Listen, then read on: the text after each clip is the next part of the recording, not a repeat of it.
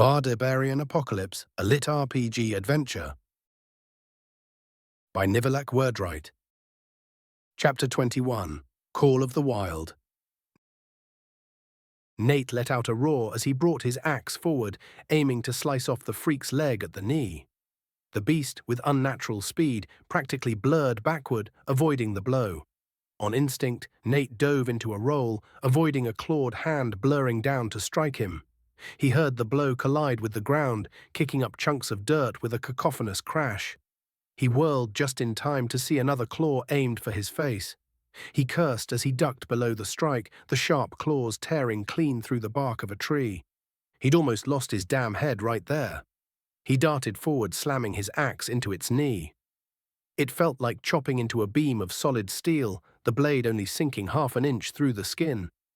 Nate released the neck of the guitar, rolling forward between the monster's legs as it tried to grab him. He launched a fist up toward its crotch, feeling loose flesh sink beneath the impact. A horrible deer scream echoed throughout the forest, right as Dan pulled up with his wrench, jumping up before slamming it across the jaw as hard as he could. A wet crack of steel on jaw reached Nate's ears as he ran out from under its legs, turning to face its broad back. That was when a ball of red energy slammed into the deer freak's face, blasting half of the fur and flesh from its horrible visage, leaving a bloody dark skull beneath it. This wasn't enough to kill it outright, unfortunately, but the thing was clearly stunned. Taking advantage of this, Dan quickly gripped the guitar, wrenching it free from its knee while it was stunned. It reared back a few steps, shaking the pain away, before its beady black eyes turned to Ben, a snarl on its half-burnt lips. "Why do you always have to hurt me like this? Why can't you be more like your brother?" the freak asked in an old woman's voice. "You fucking bitch!" Ben gasped as his hands started to shake, fury evident in his eyes. "An A-, Benothi?" it asked as Dan circled it to throw the guitar at Nate. He caught it by the neck of the guitar, shock traveling through his elbow from the force behind Dan's throw. "I provide a roof over your head, so if you won't take your studies seriously, I see no reason not to send you off to your father. This is because of those silly drawings of yours. Quit wasting your time with that. It isn't something that will give you a future. Apply yourself for once. You fail." The deer let out a screech as its head was engulfed with flames. The deer rushed towards him, with Ben narrowly evading a swipe from its arms. The deer opened its mouth, green vines shooting out of its maw, only for them to be swallowed by flames, burnt to charcoal. Ben's flames burned brighter and brighter as the abomination kept marching towards him. He was slowly backing away, with the deer playing catch-up, at least until it was struck by crimson lightning, blowing off one of its antlers. Nate screamed at the top of his lungs, with the skull's eyes glowing a bright red. The extra firepower was enough to disorient the creature, making it unsure on which target to attack. With the deer distracted, Dan and Joel rushed to its legs before delivering simultaneous blows to its knees. Dan hammered away with his wrench while Joel's fists blurred against its kneecap, until finally 2 audible crunches could be heard. The deer's legs buckled and it fell hard on the ground, Clyde rushing in with his big-ass pipe before slamming it across the jaw, knocking a few teeth free from its now skinless face. "Oh look, the fat wimp's crying. Grow a pair already, you fat fuck." The deer growled, sounding like a grumpy old man before Clyde slammed its head with his pipe. Nate rushed in next, launching another blast of bloodlighting right to its head at point blank. He maintained the lightning, teeth clenching, as a strange fatigue began to come over him, but he dared not let up, keeping the horns high as he electrocuted the freak of nature. The deer writhed, its body shaking until its eyes eventually popped out of its skull. It fell on the floor, its fur singed and black smoke coming out of its hollow sockets, but it was still breathing, if barely.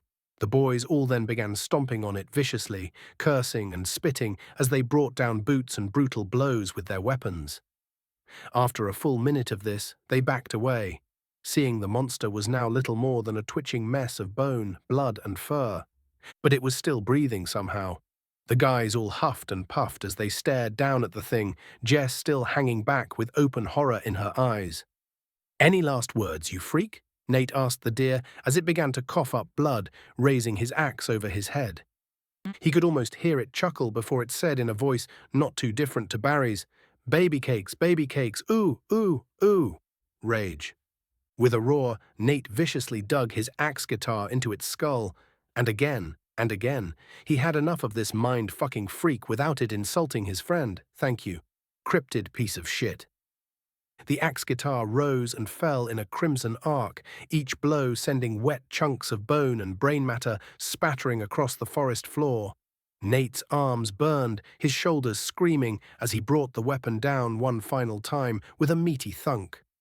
The blade wedged itself deeply into what remained of the creature's skull, splitting it and the brain beneath it in twain. Its limbs twitched once, twice, then stilled forever, black tongue lolling from the ruined halves of its head. Nate hacked a raspy cough, his chest heaving with the effort before collapsing onto the ground. His body trembled as beads of sweat trickled down his forehead, soaking his clothes and plastering his hair to his scalp. Each breath felt like a battle, and an overwhelming exhaustion seeped through his muscles, leaving them heavy and sluggish. He had pushed himself to the limit. He was sure that maintaining the lightning had its consequences for sure now. He looked around to see if there were any other threats, but the most dangerous thing he could find were a few curious squirrels looking at them from the trees. Not long after, a few birds perched on one of the trees. It was as if they were hiding when the creature was alive. He broke out of his concentration when a pair of small hands settled on his back. His skin tingled where they touched, and a golden glow seeped through his sweat-soaked shirt. The heaviness in his limbs melted away like ice under summer sun, and his ragged breathing steadied.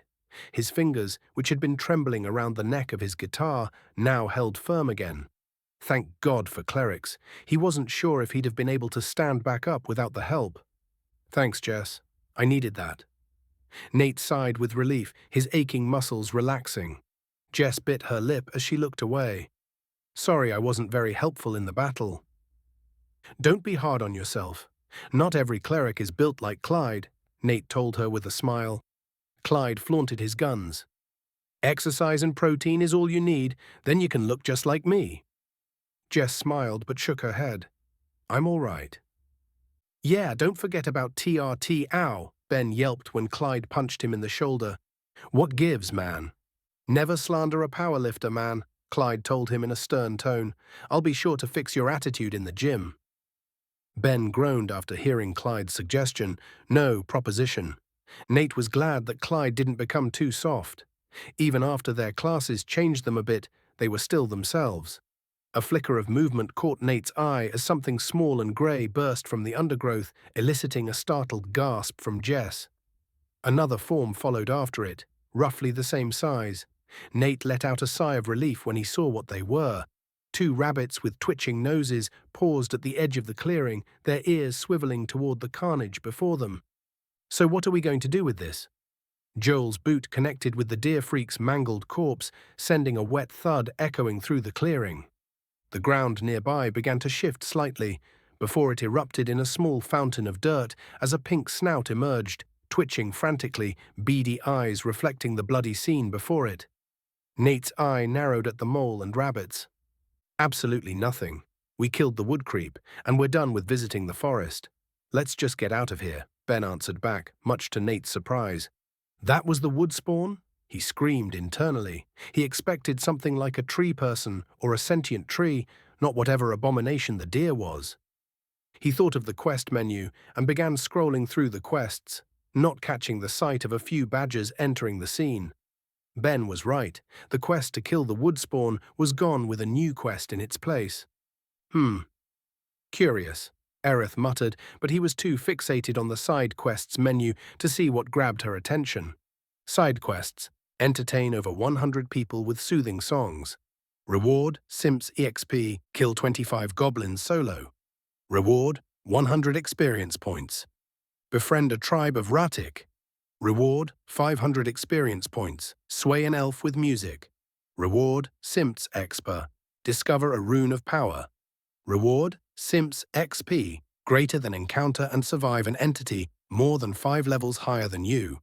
Reward, 500 experience points. Breach the spire. Reward, 1,000 experience points. Strangle Sam to death. Reward, 2,000 experience points. Leave Dan to die.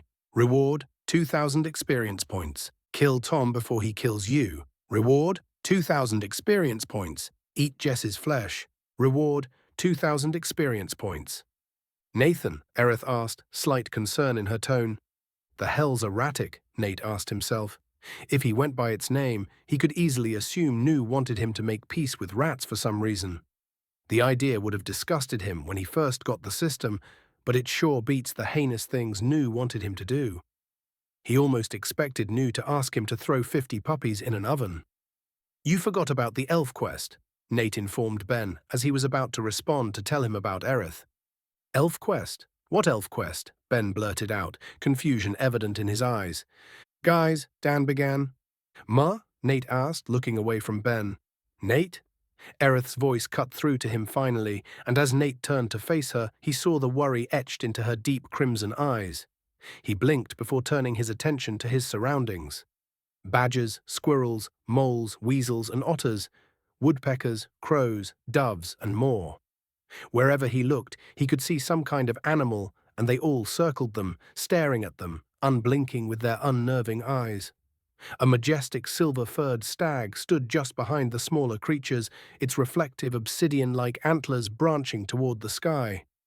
Its black eyes, deep and inquisitive, were fixed on him with an intensity that suggested it found him to be an oddity.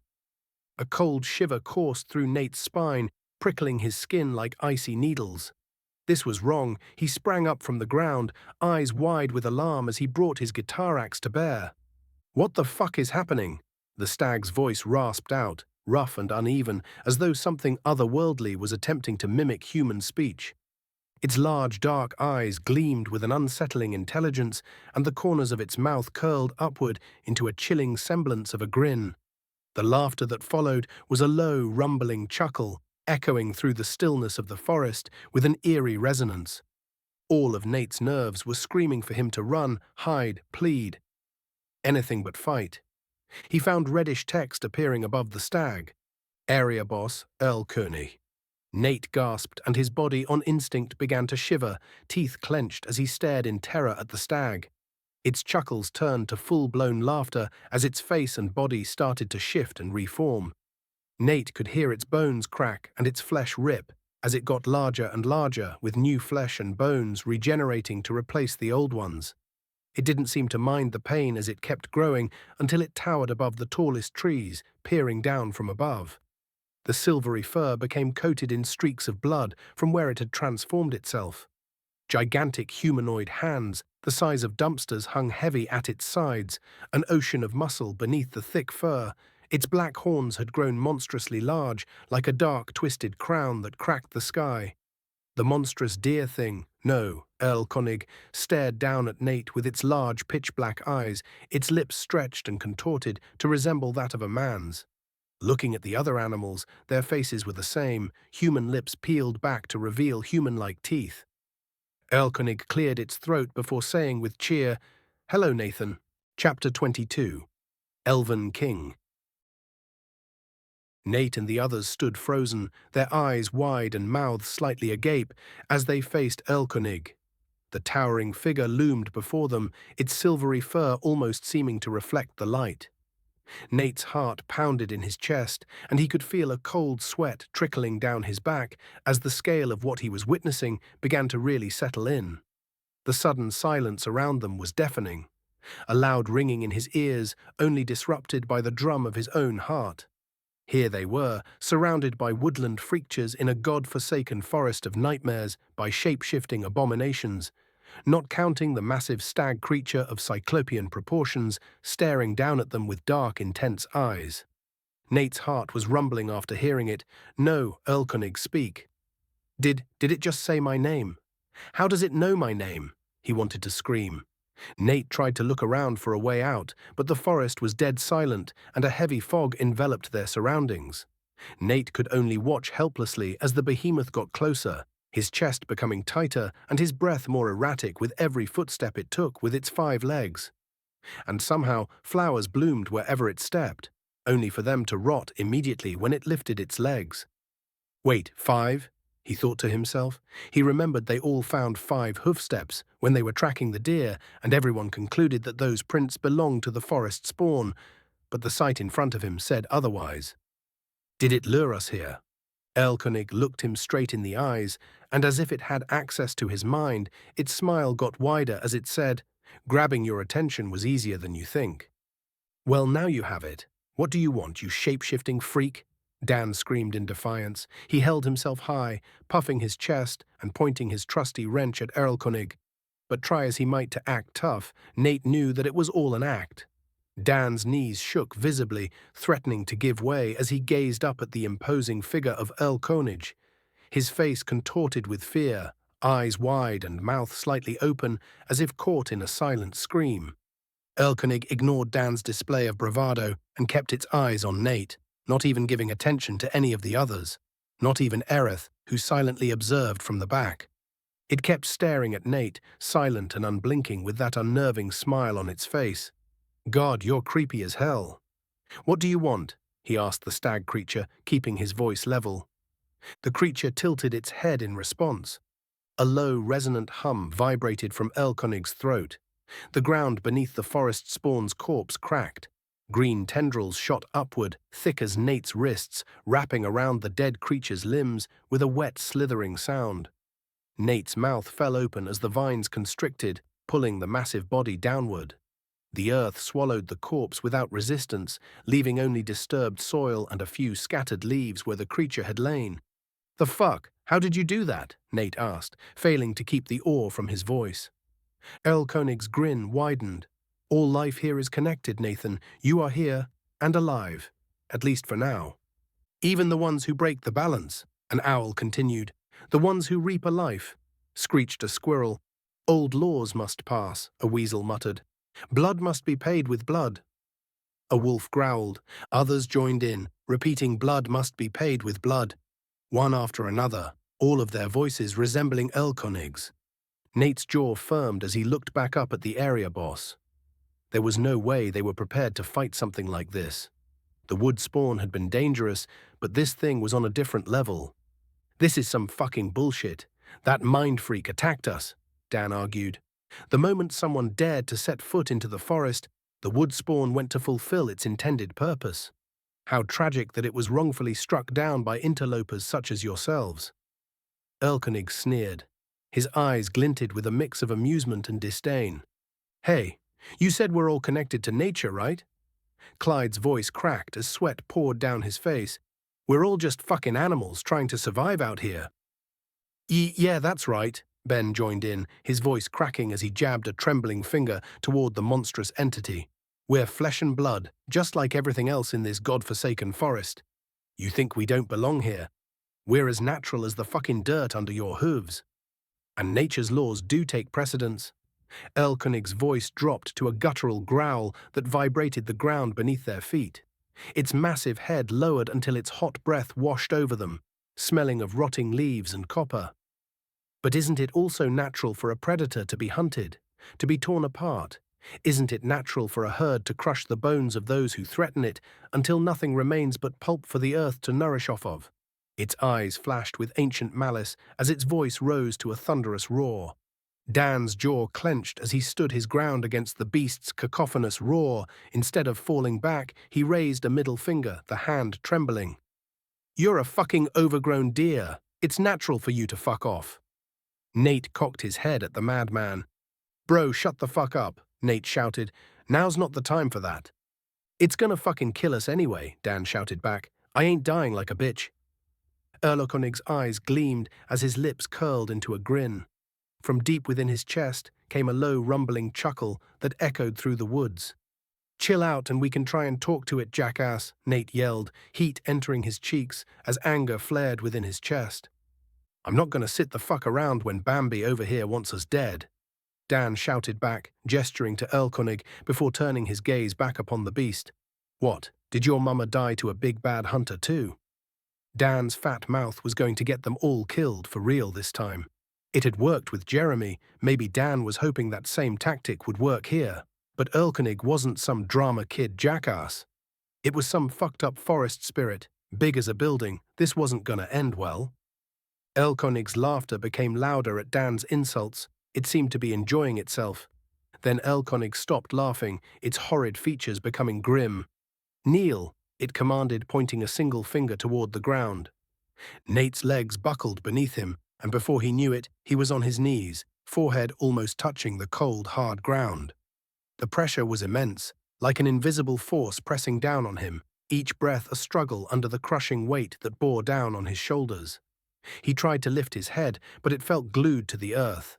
His eyes darted around, seeing that the others had also fallen to their knees, their bodies slumped and unmoving. Only Aerith remained standing, of course, unburdened, watching this all unfold with a calm, unsettling gaze. It wasn't like she could help them anyway, being trapped in the spire, but she could at least try and talk to this freak. Or maybe she simply thought that doing so would only make things worse. He didn't know for sure. Elkonig let out a snort as it stared down at Dan before it commanded, "Grovel." Try as he might, Dan couldn't help but stuff his face into the ground. "I am a merciful and kind monarch," Elkonig said, his voice firm. "If you grovel appropriately, then perhaps we can work out a way for you all to repay this sin you have committed against my forest." Dan's jaw worked against the soil, teeth grinding on grit as his lips peeled back. His face twisted with the effort of forcing air through his compressed throat. "Fur." A clump of earth muffled him before he spat it sideways. "Ick you!" Nate's heart thundered in his chest once Elkonig started to move. The earth shook under its steps, and it swayed slowly as it got to Dan, hovering ominously over him. Nate struggled, thrashing around with all his might to get up. Dan might be a loudmouthed jackass, but he was his friend. Besides, who knew if Elkonig wasn't just playing with them? Better to play to the damn thing's graces, and if it refuses, die on their feet instead of groveling to death. "Great King Elkonig," Nate screamed, "please forgive this moronic idiot dumbass. His brain don't work right." "Whatever it is you want us to do," he rasped, the weight suddenly increasing, we'll do it." Nate's words got Elkonig's attention. "And how do you know what I want? I am the king of this forest. I am for whom the land of the Fae trembles. You know not what I intend to ask. Why be so quick to agree? You said it yourself. Blood must be paid with blood, right? You want us to kill something, just tell us what." Ben screamed, voice laced with barely suppressed agony. Seeing the smile growing on Erloking's face filled Nate with uncertainty. He wasn't sure if what Ben had said just sealed their fates or provided them an escape from this. He was glad that there was at least someone using his brains around here. Thank God for Ben. "Good. You understand the code." Elkonig spoke, its massive head nodding. "Code, my ass. You made that shit up." "I ain't an expert, but there's no such thing in nature." Nate wanted to complain but kept his mouth shut. "To settle your debt," Elkonig began, the weight easing though not completely vanishing. "A creature has stolen a portion of my power, siphoned from me by Nu long ago. It will be restored to me once it is killed. I can sense where it is. It resides toward the center of your fallen city. Look for anything there that appears out of place. There you will surely find this creature. It should be no trouble. It is only marginally stronger than this wood spawn you murdered. I would have carried out this task myself, were it not for the fact that I am bound to my woods. If you do not fulfill this task, you will be returned to my woods to be sport for the elves, in whatever way they see fit." Around them, the creatures threw back their heads, revealing rows of needle-like teeth behind stretched human lips. Their howls vibrated through Nate's chest as they pressed closer, tongues darting out to wet their lips. One locked eyes with him, its pupils dilating until only a thin ring of yellow remained, and Nate could see his own terrified reflection in them. "You have 1 week to accomplish this task. Do so quickly, for after the 7th day, you will all return here to pay your debts. Of course, if the creature dies, you will not be bound to do so." Nate stood still. He had many questions on his mind. Why them? Why him? But more importantly, "Elves, these things are elves," Nate screamed. He didn't know what to expect for elves to look like when he saw the quest, but he imagined something close to the ones in books and movies. Something fair, noble, or at least something close to humanity. As if to answer him, Elkonig started to shake, His neck thrashed around as he let out an ungodly scream as two pairs of hands with extremely long fingers came out of the stag's mouth, tearing it open and peeling the skin and bones off as if it was removing a suit. Nate stared in horror as the upper half of the stag plopped down on the ground, oozing blood from its eyes and snout, and in its place was a muscular man with pale greenish-yellow skin and long golden hair. His facial features were sharp and elongated, sporting narrow and long ears with all-devouring pitch-black orbs for eyes, and those same orbs now stared right into Nate's soul. Erlkönig showed a mouth full of razor-sharp teeth. "Is my form noble enough for you now?" Nate didn't know what to say. He only wanted to leave this cursed place already, and in turn, Erlkönig extended his bloody hand. "Will you accept my task? Be bound until its completion. Be free from being sacrificed and carving the path to your freedom with blood. Your life and theirs belong in your hands," Erlkönig said. Gears started turning in Nate's head. Erlkönig could be lying for all he knew, and this minor threat he was talking about could be more powerful than they could imagine. He could feel his barbarian side rearing in disgust at the idea of agreeing, of serving such a creature even for a short while. But what choice did they have? "No choice, really, unless you wish to face me, here and now," Erlkönig responded. "Fuck, he's in my head again." He released a heavy sigh, his chest rising as he fought to rein in his simmering anger. The decision was settled in his mind, but still he turned to face the group. "You all for this?" Nate asked. Jess nodded quickly, her skin growing deathly pale, while Joel crossed his arms and offered a sharp nod of agreement. Clyde gave a thumbs up, trying his best to give a confident smile. Instead, it looked more a teeth-clenched grimace of pain. Ben hesitated, his lips pressed into a thin line, before he finally nodded with reluctance. Aerith merely remained silent. He wondered if she'd even be part of the deal, now that he thought about it. "Dan, you in?" Nate asked him. "This isn't right. Not right at all," the tattooed man growled. "You can't tell me you all trust him, not to just eat us after this shit's done." Ben scowled. "Of course the fuck not, you dumbass.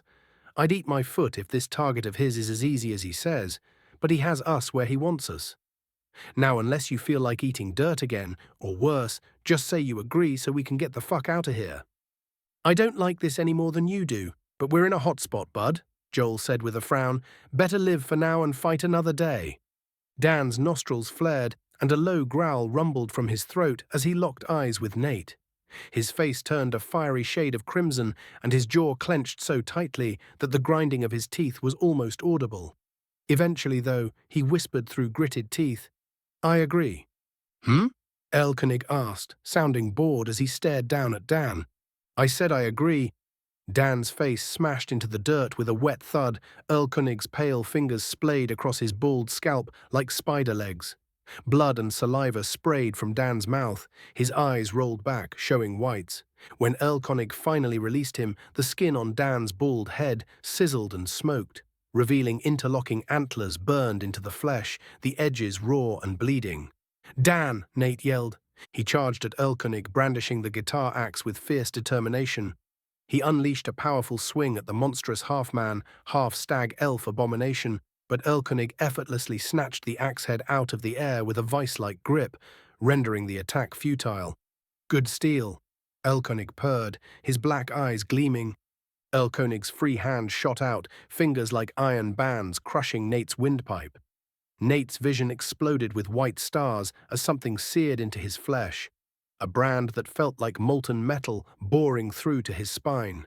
A scream died in his throat as Erlkönig hurled him to the ground with such force that his teeth rattled and the axe clattered beside him, his skin still bubbling and hissing where the mark had claimed him.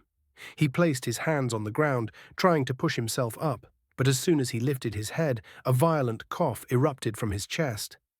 The skin on the back of his neck felt seared and tender from the mark that had no doubt been burned into it. "That's a temporary brand. It'll be okay." Aerith finally spoke up. "He's just being rude about giving it." "Silence, observer," Erlkönig pointed. "Your cowardice is repulsive." "Spire," Aerith said casually. "Ah, carry on then." Erlkönig nodded, seeming to understand. The Elf King then clicked his tongue before snapping his fingers with a decisive flick. In response to his command, the earth trembled and giant roots burst forth from the soil. They snaked through the air like living ropes, twisting and coiling around Nate and the others with a relentless grip. Everyone was ensnared, their struggles futile against the strength of the roots. Everyone, that is, except Aerith, who stood untouched, watching the scene unfold. Elkonig casually strolled towards his bound companions and left his brand on the rest of them, leaving Ben for last. "There we go," he said with a cheer, as Ben let out a pained cry. "Now go and complete your quest." Complete it, kill the thief," screeched the other elves. With all cheer and revelry over, Elkonig turned to Nathan and smiled. "Goodbye, Nathan. Don't fail me, and you shall be properly rewarded." With all said and done, Elkonig clapped his hands twice, and he, along with all of the other elves, disappeared. The forest had returned to its serene state immediately afterward. The leaves shimmered in vibrant greens, and the sunlight dappled the forest floor in familiar, calming patterns. There were no broken branches or scorched earth, no remnants of the battle that had raged here, and not a single trace of the tree spawn's remains. For a brief instant, he'd thought that perhaps, just maybe, he'd imagined all of that. Yet Nate still could feel the searing pain of the brand on the back of his neck, seeing that everyone else also bore one. Who happened? "Where's a deer, man?" Dan slurred as he regained consciousness and got off the ground. Nate turned towards him and said, "We need to get back and tell Tom what's going on." Chapter 23. Borrowed Time. The trip back to the station had been a blur of sweat and adrenaline, their boots pounding against cracked asphalt as they fled the twisted canopy of the elven forest. Every shadow made them flinch, every rustle of leaves had sent hands flying to weapons or brought curses from their mouths. The agony of Nate's brand had lessened since Jess had healed him, but strangely it still seemed to sting, kinda like a phantom pain. They'd abandoned their usual stealthy approach, forsaking stealth for speed whenever possible, darting between cover points with ragged breathing and trembling limbs, desperate to put concrete and steel between themselves and that thing. It felt like it had taken forever, weaving between the shattered streets, but eventually, after night fell, the station came into view. Everyone present let out collective sighs of relief, but Nate could only feel anxious. Just because home was in view didn't mean that they were safe. They were living on borrowed time now. If they didn't kill that tough monster that Elkonig wanted them to find, then they were fucked. They'd radioed Tom a while ago and had let them know that they were on their way. But there would be a lot to discuss once they arrived. Now that they were at the station, Nate couldn't help but wonder how Tom would react to all of this. When they were let inside by the lobby guards, Tom soon appeared, stepping quickly into the lobby with concern tightening his crow's feet. Wasting no time, Nate, Dan, and the others began explaining what had happened back in the elven forest, from the wood spawn all the way to the deal with Elkonig, the king of the elves. "Elkonig? From the German poem?" Tom asked in exasperation. Nate answered sagely. Dan raised an eyebrow. "What? No. The freak's name is Elkonig, and believe it or not, he is a fucking elf." Ben shuddered. "If those fucking things can be called elves, they make the mutants look normal." Tom pondered for a second. "If it's the same Elkonig I know, I don't doubt it." "What? You know that prick?" "How?" Nate asked him, baffled. "Well, it's a pretty famous German poem about a child getting killed by the Elf King," Tom explained. Dan shook his head. "We have different ideas of famous, man, but yeah, that checks out. I wouldn't put it past that freak." "What is he?" Tom shrugged. "Well, the poem says it all, a king of the elves. Well, fairies to be more precise. Elkonig isn't even a real name, it's his title. In German mythos, elves are basically forest spirits, and they come in many shapes and forms with varying personalities. Let's just say he isn't known for being benign. Why is the king of the elves hanging out in Idaho of all places?" Nate asked. "Germany is on the other side of the damn planet." Tom shrugged. "Perhaps this creature and the Elkonig from myth just happened to share a name." He offered, crow's feet creased. "What are the odds of that, though?" Ben asked. "I mean, these freaks are supposed to be from different worlds, right? Why would this thing have a German title if it's from another world? Actually, wait a damn second. He bit his cheek.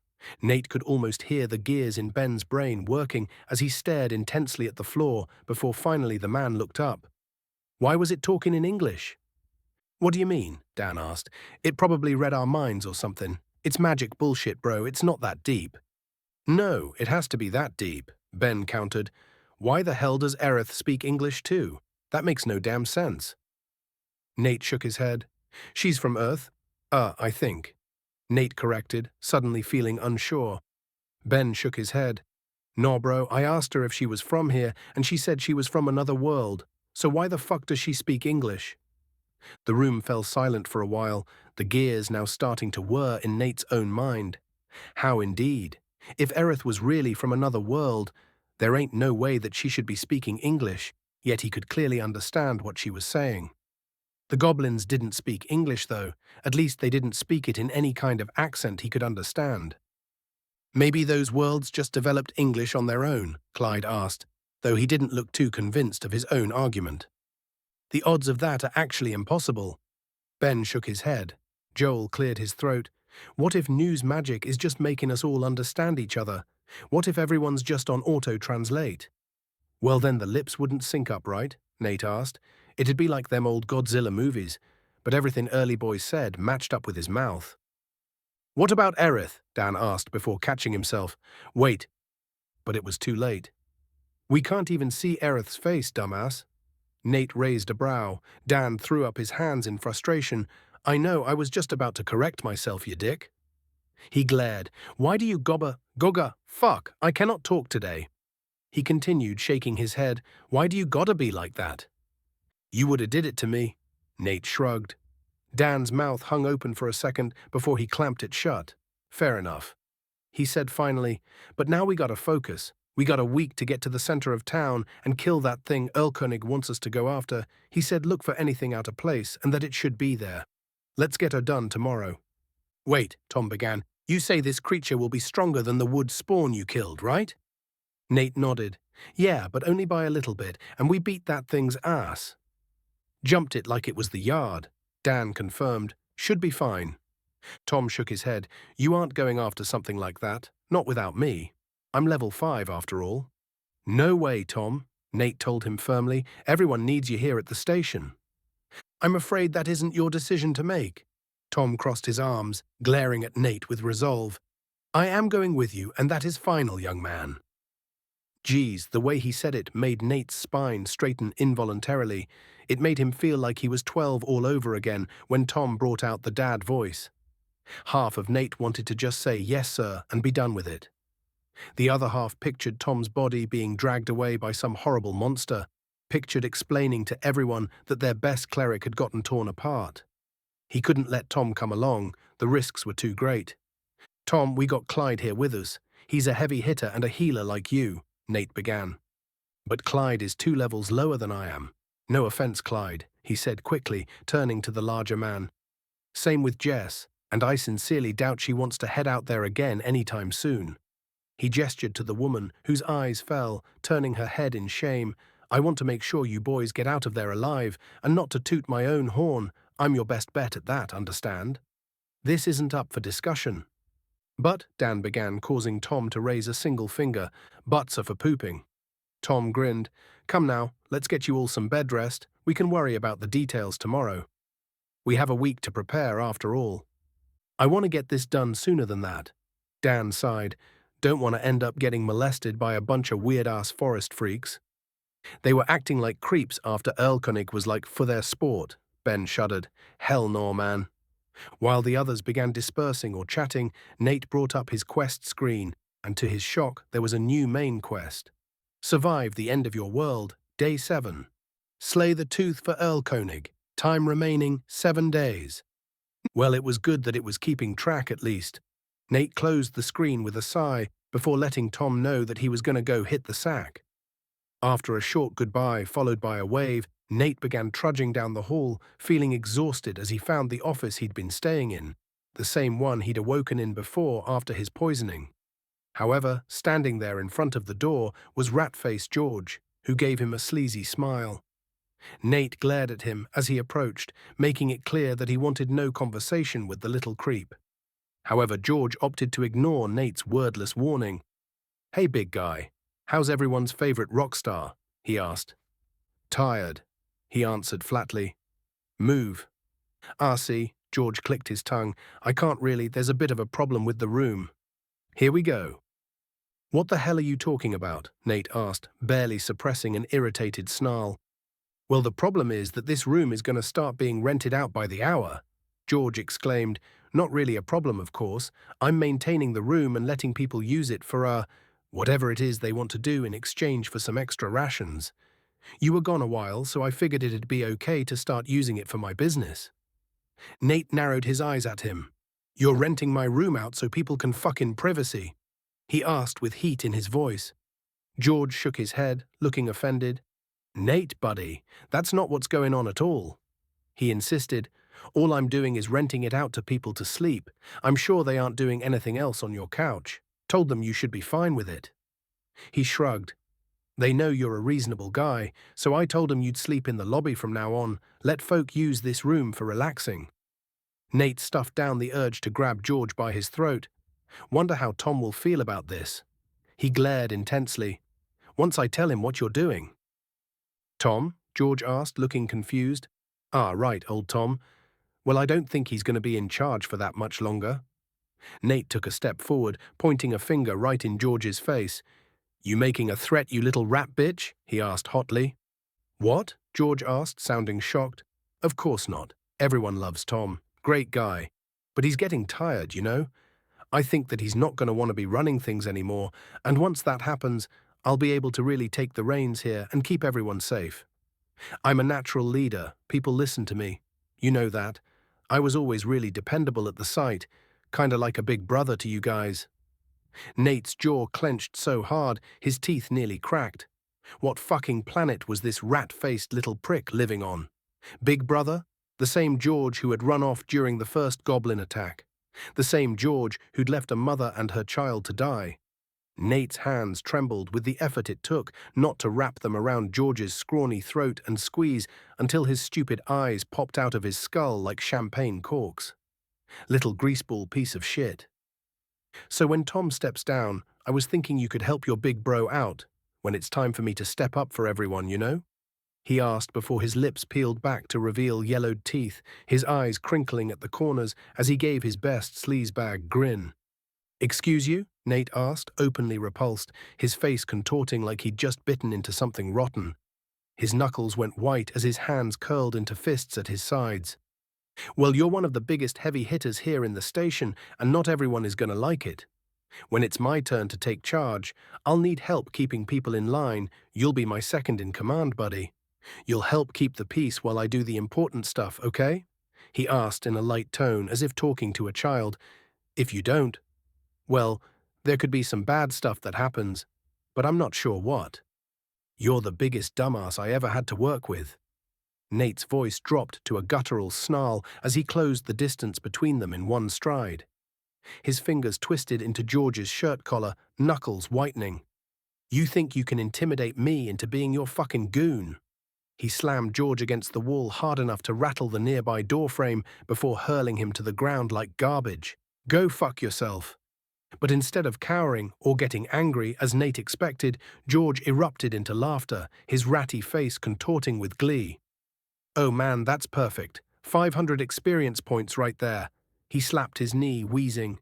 "Just needed you to rough me up a little. Nobody's banging in your room. I was yanking your chain the whole time."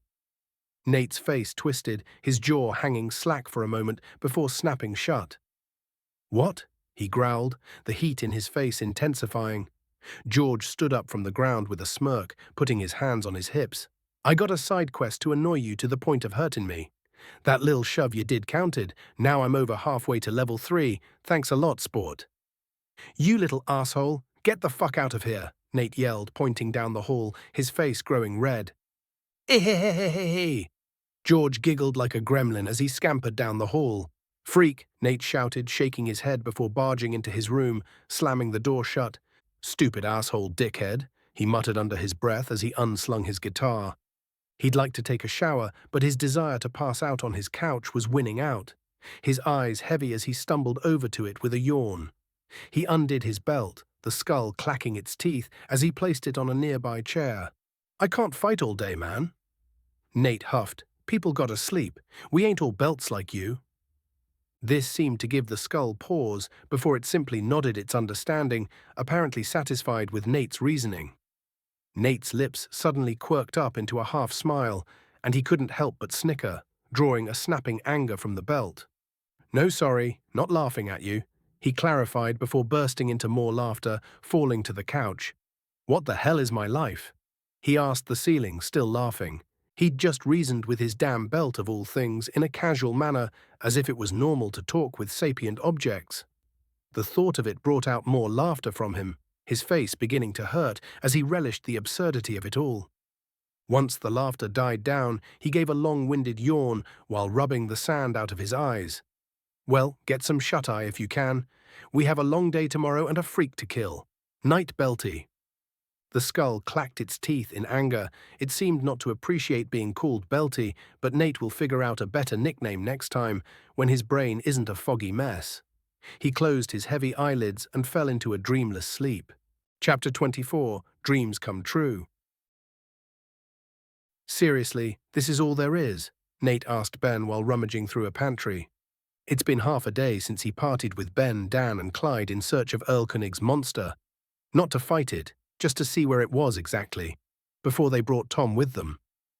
Nate squinted up at the sky, the multicolored sky beginning to dim. Shadows stretched longer across the broken asphalt, which was surreal to see, for Nate still wasn't used to the fact that the sun was out of sight. "Sun's going down," he muttered, hefting his guitar axe. "We gotta get going." The others nodded, eyes already scanning the neighborhood for a house they could clear before true darkness fell. "Hey," Dan began, pointing at an old white single-family home with a red picket fence and green shingles for a roof. "I replaced a bathtub in that place a while ago. I think it might be worth a look. I remember the guy having a dead deer hung up in his backyard. Could be he's got a stash of meat in there, maybe," he said, rubbing his chin as he stared at the house. "Hey, we gotta get more food for the station." Ben said, "Might as well check it out." "Yeah," Nate nodded, "let's do it. We're right here." With that, the men then began approaching the house, silent as they went. His knuckles squeezed tight against the neck of the guitar axe, a hot anxiety filling him. It could be the adrenaline getting ready to kick in. Maybe it was the fact they were running low on supplies. Hell, maybe it could be because he was itching for a fight. Well, knowing his luck, there'd be a dozen things in there that'd want a piece of him. Ben got the door open with barely a whisper, the old deadbolt yielding to a practiced bump from his multi-tool. They crept into the dark coolness of a mudroom, silent except for the shuffling of their boots. They heard something deeper into the house, something falling on a hardwood floor. "Did you hear that?" Dan began. Goblins poured out into the mudroom in a green wave, screeching and wielding tableware. One even had a damn cheese grater. The biggest clambered onto Nate's leg, gnashing rows of little obsidian teeth at his thigh, though with his constitution he barely felt it. He snarled before delivering a punch to the top of its head. The skull crunched beneath his fist as if it were an eggshell, the creature falling dead to the ground. Another tried to shank Ben with a salad fork, landing a shallow poke before Ben blasted its face with an energy ball. "All boys," Clyde yelled, smashing his pipe into another goblin's face. Dan crunched a goblin's skull inward, popping its eyes out as the wrench came back sticking with blood. The boys took out 2 more goblins, but a third scrambled up Dan's back. Dan let out a scream of rage, darting backward toward a wall and crunching through the dry wall. The gob sunk down inside the wall, either unconscious or... Dan kicked its head in with a scowl. Definitely dead. "Why is it always boys? You think the girl goblins are just smarter or what?" Dan asked, "besides being bigger too." "Doesn't matter, they're all ugly as shit," Nate answered, flinging the last one off his boot and stomping its head flat. The mudroom instantly quieted, save for the death rattles and the faint plink of a dropped spoon. "Sweep for stragglers, and let's raid this bitch before it gets dark," Ben said, eyes shifting to the window and the darkening streets outside. They did a rapid sweep. Ben and Clyde taking the stairs by silent agreement, Dan ducking out onto the back porch, eyes firmly on a shed. Nate stayed in the kitchen, starting with the fridge. The outside was splattered with handprints and suspiciously pink slime. Inside was an empty carton of eggs, a melted popsicle stick, and a goddamn human finger in a Ziploc bag. "Fucking cute," Nate muttered, shutting the fridge with a sneer. He didn't want to know where that finger had come from, or why they had it packed in a damn Ziploc. Fucking things had packed lunches now, apparently. He shuddered at the thought. The pantry was probably going to be worse, but no reason not to check. He expected carnage, but it looked like someone had already looted it. Shelves bare, except for a couple empty cans and a single lonely bottle of expired soy sauce. He glanced at the label, 2018. He swiped it anyway, feeling like a raccoon digging in a trash bin, and moved on to the cabinets. Every plate, every glass, every kid's plastic sippy cup had been hurled onto the floor or used as a makeshift weapon. The only thing intact was a single monogrammed coffee mug. Fuck. He scrounged deeper, dropping to the ground to look at the cabinets under the sink. So far, Nate only found a couple cleaning supplies, 3 cans of beans, a can of tomato paste, and a bag of flour filled with weevils. This was all that was left inside the pantry, and the kitchen wasn't any better. Not even the vegetable oil was spared. So far, Nate only found a couple cleaning supplies, 3 cans of beans, a can of tomato paste, and a bag of flour. This was all that was left inside the pantry, and the kitchen wasn't any better. There wasn't even any damn cooking oil around here. Did the goblins drink that shit too? Explained why they always looked so damn greasy. "Well, this sucks," he mumbled to himself, and the belt clacked in agreement. Even if it was a sick joke, he thought back on what George said. Tom was really working himself to the bone, so Nate hoped to at least find a box of tea, or whatever Tom likes, as a thank you. Extra supplies would ease the station's burdens. Nate sighed as he opened a box on top of a shelf. It was empty. "I'm not cut out for this, am I?" He hated how he almost always returned to the station empty-handed. Nobody in the station could doubt his fighting skills, but why the hell was it so hard for him to bring back even a single roll of TP? His ears twitched when he heard footsteps in the kitchen. He tightened his grip around his guitar axe and spun around, stopping the axe a few inches away from Ben's neck. "Jesus Christ, dude, stop being so axe-happy and pointing that thing at me." Nate backed away, shaking his head with a grimace. "Sorry, man, just stressed out. Thought you were another gob. You gotta let me know that you're coming up behind me." "Any luck, by the way?" Ben shook his head. "No dice, bud, unless you feel like eating dog food." "Dog food?" Nate asked incredulously. "Who the fuck puts their dog food upstairs instead of in the pantry? It exists for a reason." He sighed. "Let's hope Fido isn't here anymore. Never seen a zombie dog or a mutant one, and I want to keep it that way. I don't want to find a dead dog either. That'd straight up ruin my day."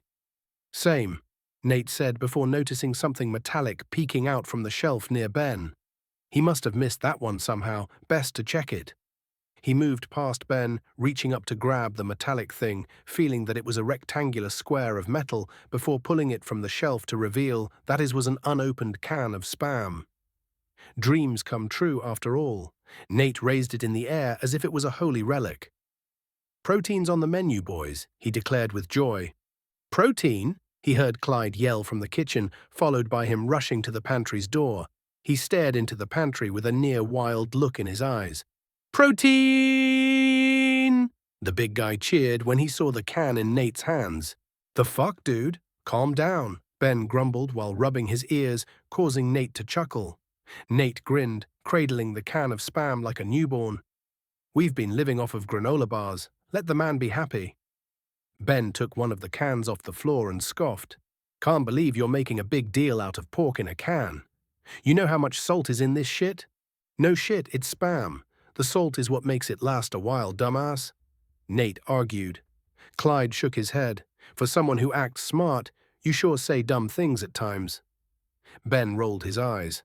"Well, excuse me, 'cause I don't like putting shit in my body." Nate snorted before he picked off the remaining cans off the floor. "All right, man, have fun starving to death then. You do you while me and the rest of the men will be having meat tonight." "Did someone say meat?" Dan yelled from the kitchen. Yeah, and Benny doesn't want some, so we'll be eating good tonight.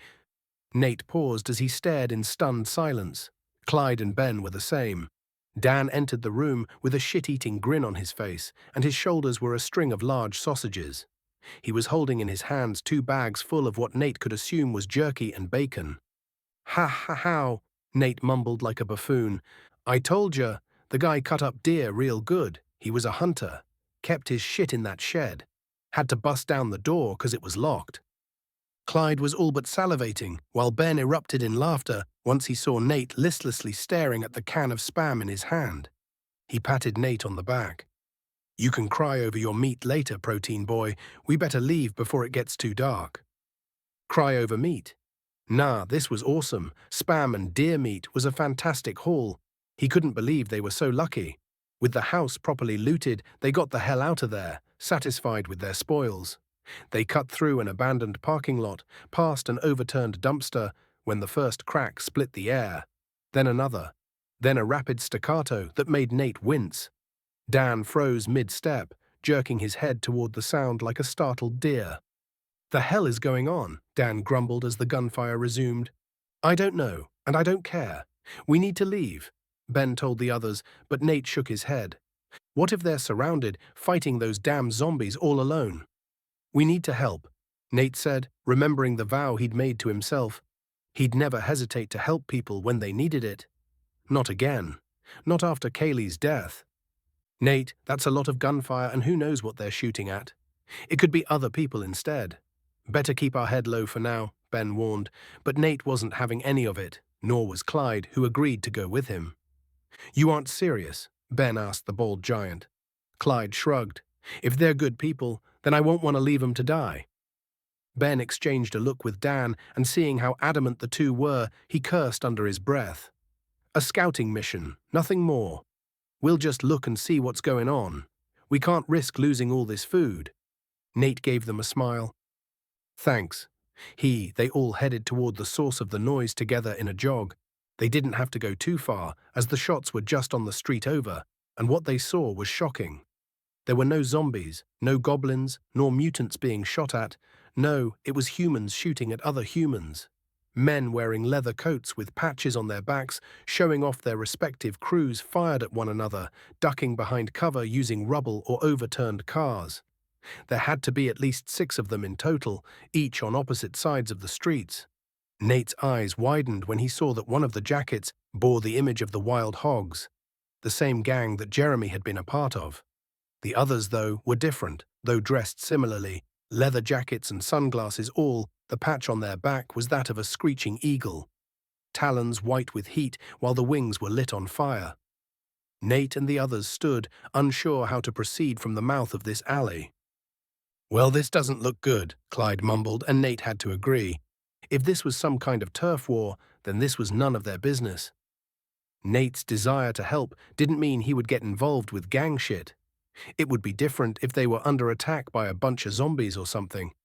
But this was man versus man, and Nate had no clue who was in the right. Yet just standing here watching on felt wrong as well, like when Kevin had been weeping over his uncle's corpse. Let's just go back.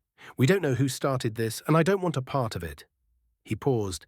Just hope Jeremy's okay, Dan told them. Don't want to deal with gang shit. Ben shook his head with a grimace. A part of him wanted to yell out and tell them to stop, but Nate knew that would be in vain. Biker gangs shooting at each other wouldn't stop just because some random jackass yelled at them. If anything, that'd just make them turn their guns on him instead. He had been just about to turn around to leave when suddenly Nate's ears began to twitch. There was a revving sound coming from somewhere else. When he turned his head, he saw a bike parked on the roof of a dilapidated house, and there he saw a man holding a rifle. With a loud bang, one of the eagle's shoulders practically exploded, the man falling to the ground with a cry of agony, clutching the cratered remnants of his shoulder as he tried to shrimp away toward a piece of rubble. Eat shit, eagtards, the man shouted before firing at one of the other eaglebacks, the shot blasting a piece of concrete from a nearby wall and barely missing his head. Okay, we really need to get out of here, Ben hissed before ducking behind cover, and the others followed suit. Nobody wanted to get caught in the crossfire here. They may have been beefed up and had superpowers now, but a gun was still a gun. Bullets don't discriminate, they only penetrate. They didn't give a damn about how strong anybody was. They slowly crept their way out of the war zone, trying to make themselves look as small as possible. Once they were far enough, Ben let out a relieved sigh and turned to Dan. "The hell's going on with your friends, Dan?" "Hey man, these ain't my damn friends." He shook his head. "War hogs and fire eagles? I ain't dealing with this." "Seriously, that's what they call themselves?" "Hey, I ain't the one who founded the gangs. I would have called them fairies and pixies respectively," Dan explained, shaking his head as the gunfire dimmed behind them. "So who should watch out for the most?" Nate asked. "Definitely the fire eagles. They always start up shit for no reason." Dan grumbled, shaking his head. "Never heard of them before," Nate said. "That's because they're a bunch of poser bitches." Dan laughed. "Make the hogs look cool, even Jeremy." "They're small time, at least they were." He trailed off, looking behind himself. "They've never been ballsy enough to start shooting at people, though. From what I heard, they're all wannabe tough guys." Ben clicked his tongue. "Well, that's just great. If the end times aren't dangerous enough, now we have monkeys playing turf wars." "Humans are the real monsters," Dan nodded. Nate sneered. "Are you actually stupid? Humans are the real monsters, get the fuck out of here." He shook his head. "You think them guys are more monster than fucking Erlkönig?" Dan sneered. "Pixie King can eat my foot. Just wait. Once we kill that target of his and break his curse, I'll rip him a new one." "Sure you will. He'll feed you another mouthful of dirt when you visit," Ben said with a laugh. "Hey, we're all thinking it. We just need to get high level and kick his fairy ass." Dan grinned. "Yeah, but how high level?" Nate asked. "Erlkönig was over 5 levels stronger than us at the least. That side quest I told you about got completed after we got out of there." "I don't know," Dan shrugged. "Only a matter of time before we get strong enough to take on anything, though." Now that he thought about it, Nate summoned the exp to next level screen. Exp to next level, 1113. He grumbled under his breath. From how many things he killed, he expected to be at least halfway there. Each subsequent level would just make these exp requirements even higher. Being at level 6 might need him to get 3,000 or even 4,000 experience. "Just smell the roses and let it go, bro," Ben argued. "You aren't that guy. Erlkönig's above your pay grade." "Fuck that shit, man. I can't. It's not in me to just let some fucking freak walk over me. It's not right, Nate?" Dan asked, turning to him. "Oh yeah, sure. Time to put that elf back on his shelf." All three turned to Nate and just stared. They made him feel like he grew a second head. "What?" Nate asked, brows knitting together. "The fuck did you just say? You turning to Tom on me or something?" Dan asked. Heat entered Nate's face, not anger but embarrassment. "Nah, just making a joke is all." "That was a Tom-ass joke if I've ever heard one," Ben said. "I wasn't joking about Tom's ass." Nate shot back. "Don't be weird." "Ha ha." Ben huffed, shaking his head. "Let's just get back to the station before dark, then we'll come back out to look for that thing Erlkönig wanted you to find. Can't be too far from here." Dan patted the sausages with a grin. "Can't wait to turn on the grill." "Brother is slapping sausages like he's still in prison." Nate grinned. "Careful, Nate. If you get him angry, he might want to slap your sausage," Ben jokingly warned. "He couldn't handle all this. The packaging is too thick." Nate's grin widened. "Who'd even want your package, dumbass?" Dan growled. "What packages are you speaking of?" Aerith asked, suddenly appearing beside them. "Fuck," Nate screamed. "Don't do that shit." "Sweet God, lady, you almost gave me a heart attack," Clyde chided her. Aerith rolled her crimson orbs. "Pansies." "Pansies?" Nate asked, exasperated. "You do realize we're going through the end of the damn world, right?" "Where I'm from, men never scream," she said casually.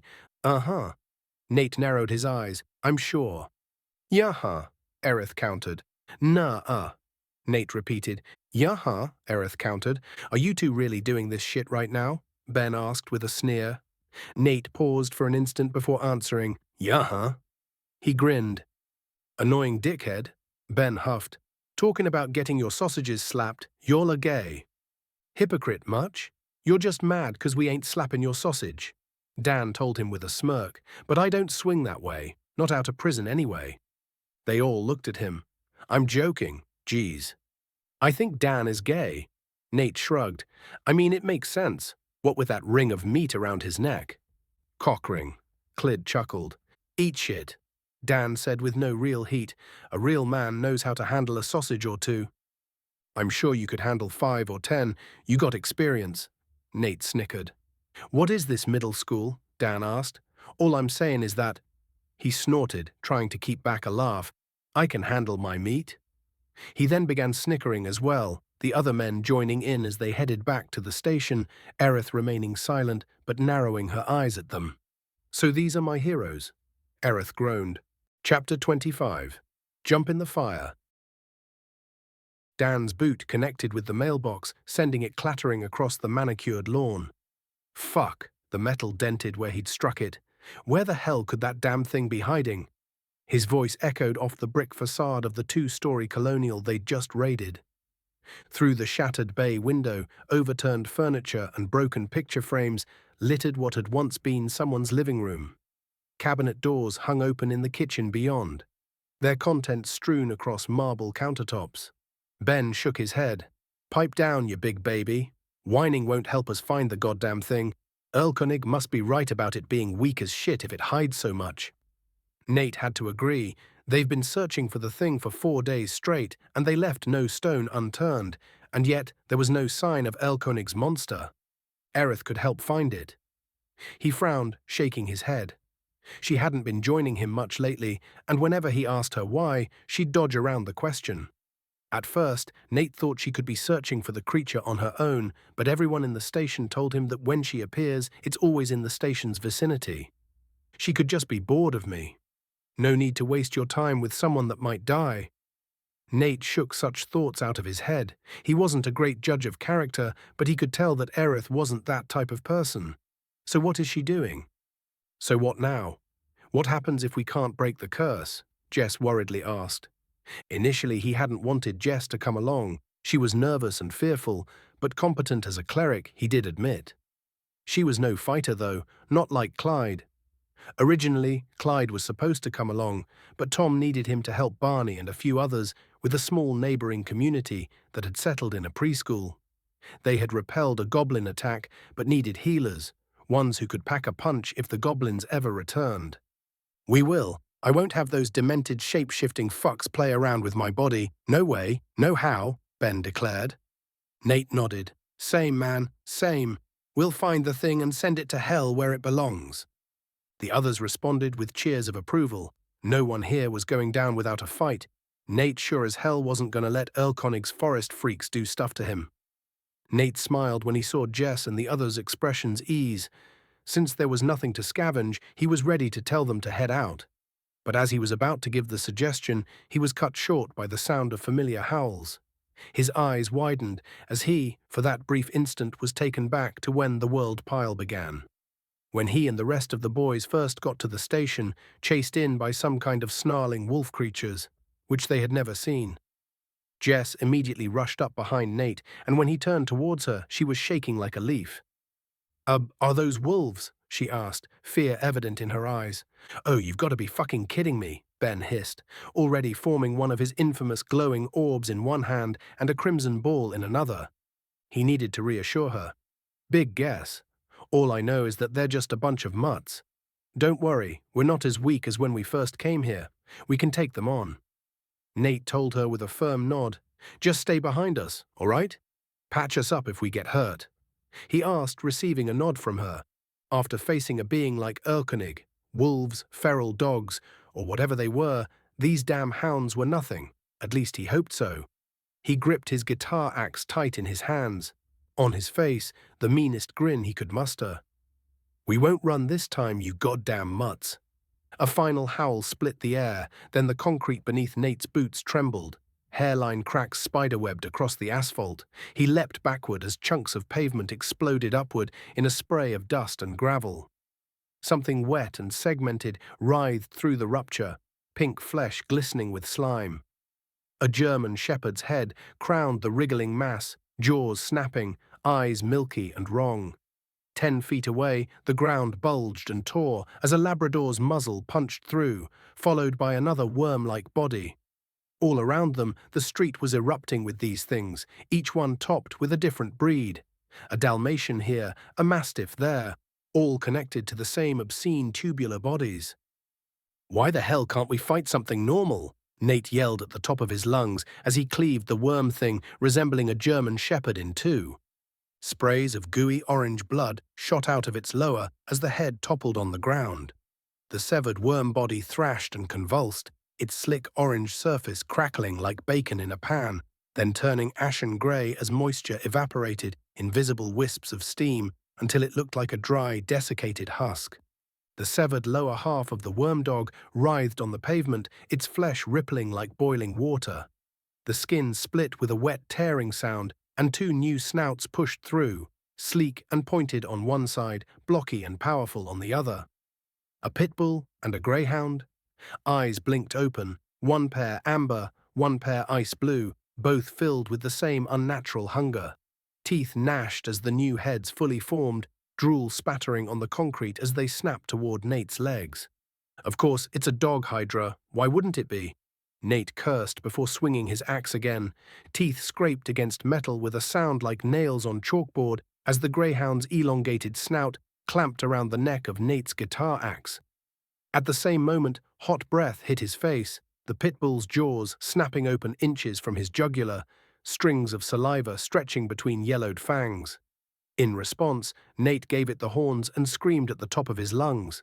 The skull opened its mouth and crimson lightning burst out of Nate's hand, snaking down the dog's head all the way to its body and causing it to yelp as it writhed in pain.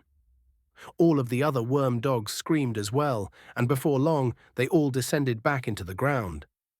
Huffing, Nate approached the hole and looked down at the pitch-black abyss below, axe at the ready. "I guess the mutts were connected, who'd have thought?" Dan chipped in. Blood soaked through Dan's torn shirt, where ragged punctures formed a half-moon across his shoulder, barely an inch from his jugular. His wrist hung limp, the skin shredded where teeth had scraped against bone, dark rivulets tracing paths between his knuckles and dripping off his wrench. Despite these injuries, Dan looked almost nonchalant. Nate's brows raised in worry. "You okay, man? They got you good?" Dan frowned as he took a glance at the wound on his arm. It wasn't pretty. Killed a chihuahua, and out of everything, a fucking Rottweiler and a Doberman popped out. "You?" he asked as Jess rushed over to him, already working her magic to seal Dan's wounds. German Shepherd followed by a greyhound and a pit bull. God, that felt awful, Nate complained. He never imagined the day he'd zap dogs to a crisp. He had a soft spot for dogs. Even cooking mutant ones like this made him feel a slight sense of guilt, despite that not making any logical sense. The dog heads looked like normal dogs at least, and that had been enough, he guessed. "I got me a Shih Tzu and Jess got a Corgi," Ben added. "What popped out next?" Nate asked him, causing Ben to look away. "I couldn't bring myself to kill it. I chased it away with fire," Ben mumbled while scratching the back of his head. Dan raised an eyebrow. "It's kill or be killed, man." Ben shrugged. "Yeah, but it was a damn puppy head. I guess I'm softer than I thought, I don't know. I prepared myself to blind some horrible mutant dog abomination, then finish it with fire." "Normal dogs don't look like worms or grow new heads," Dan argued. "No shit, dumbass." Ben chided. "It still feels awful, okay? I know it was the same for you, otherwise the Chihuahua wouldn't have gotten the jump on you and—" "You almost got done in by a Chihuahua?" Nate asked incredulously. What? "No, shut up," Dan stammered to come up with the right words. Once he regained his cool, he cleared his throat. "Well, I like Chihuahuas, that's all." Ben grinned. "See? Hey, I still bashed its head. It wasn't pretty and I'd rather not do it again, but better me than them." Dan protested. Nate nodded. "Dan's right. Those things were mutants that tried to kill us, like the zombies, like the gobs. We'll avoid them if we can, no reason to lose an arm over them." Ben sighed. "I guess. Let's just leave this fucking place. Hey, Jess, you ready to go?"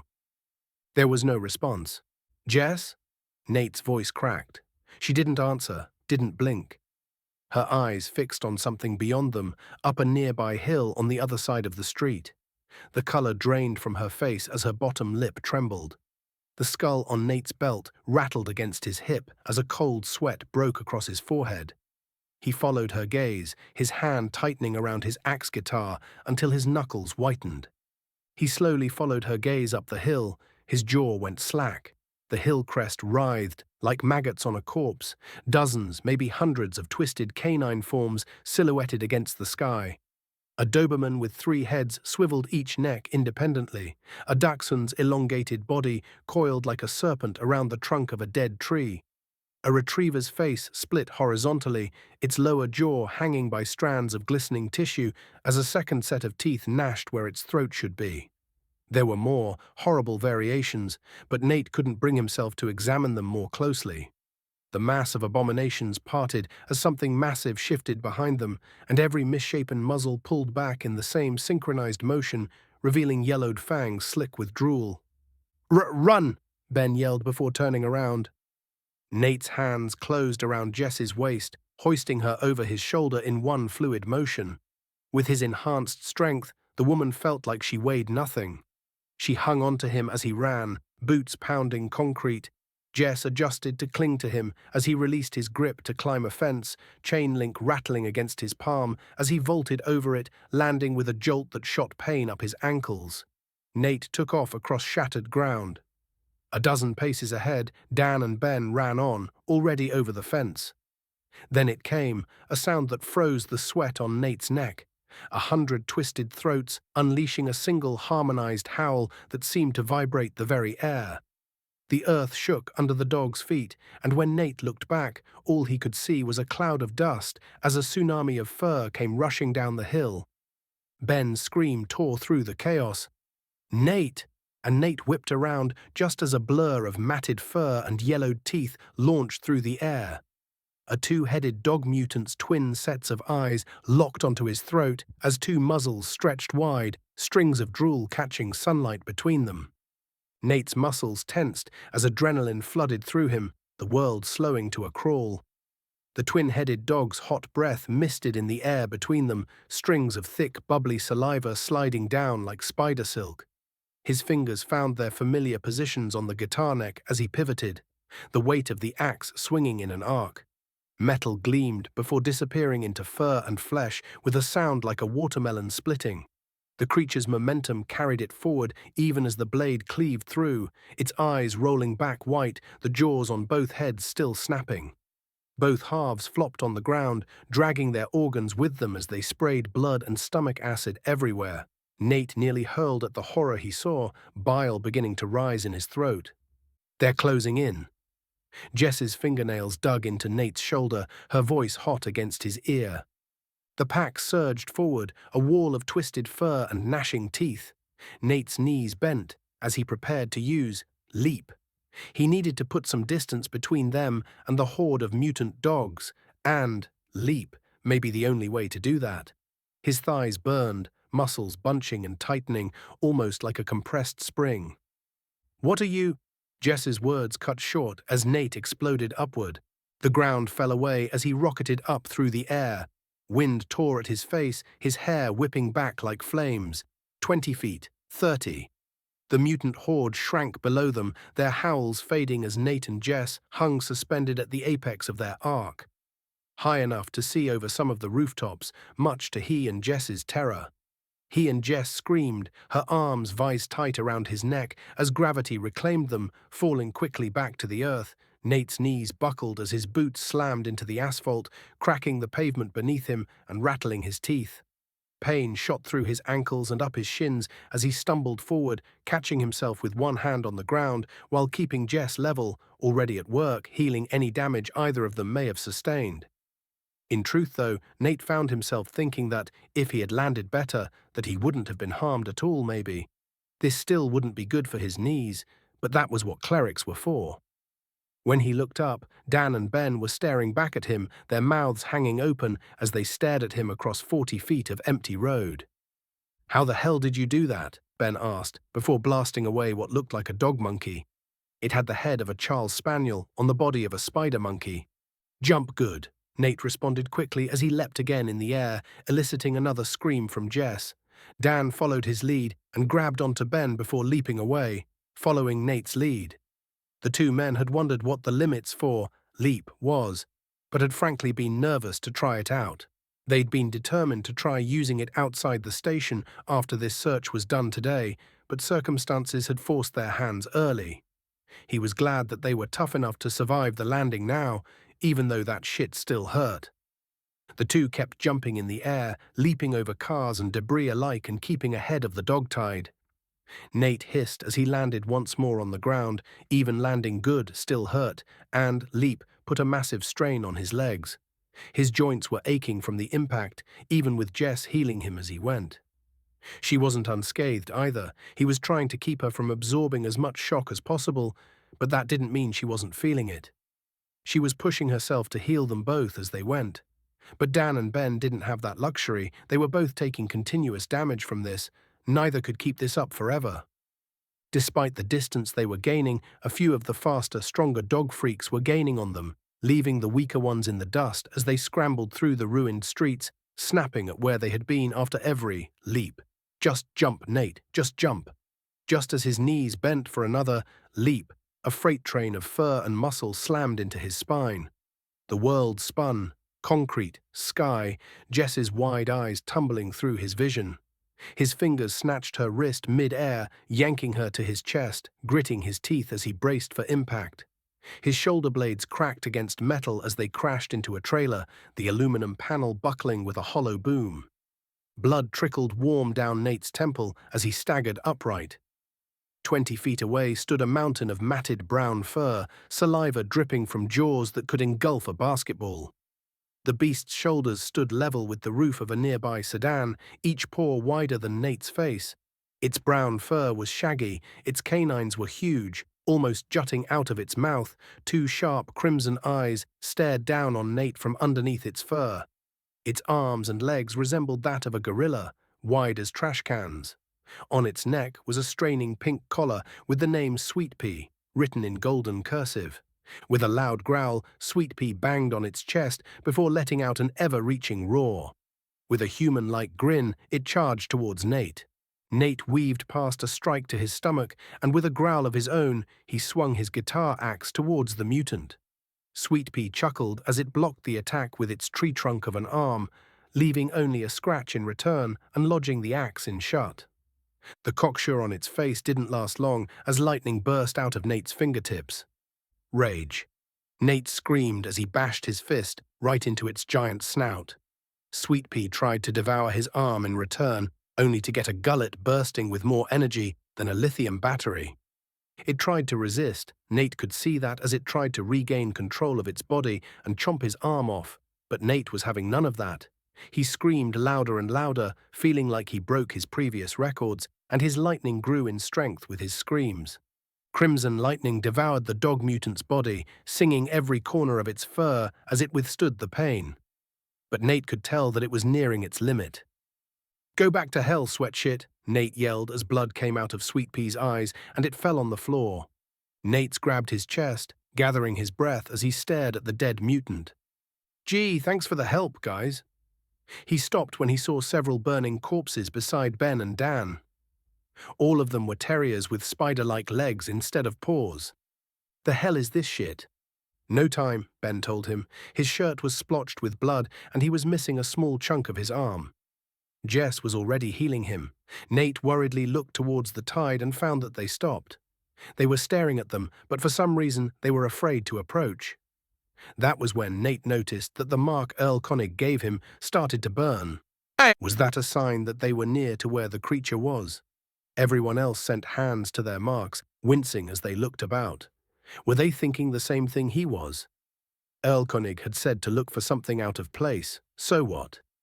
Nate's eyes widened as his eyes landed on a school, a pristine brick building, looking like it had been freshly renovated.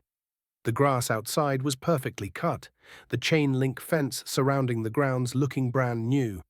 The perfectly clean glass doors reflected the sunlight, and a completely intact American flag waved in the mild wind. A stone slab sat before the gated entrance, reading Peach Creek High School, also completely pristine. A shiver went up his spine as he took in the school. Back before the end of the world, he would have thought nothing about the school was off. But it was too intact. too clean, looking almost untouched by human hands, much less all the monstrosities roaming around. Speaking of monstrosities, where were the dogs? He turned back, a deep frown on his face as he saw the horde retreating away from them now, likely from terror at seeing Sweet Pea brought low. Or was there another reason they fled?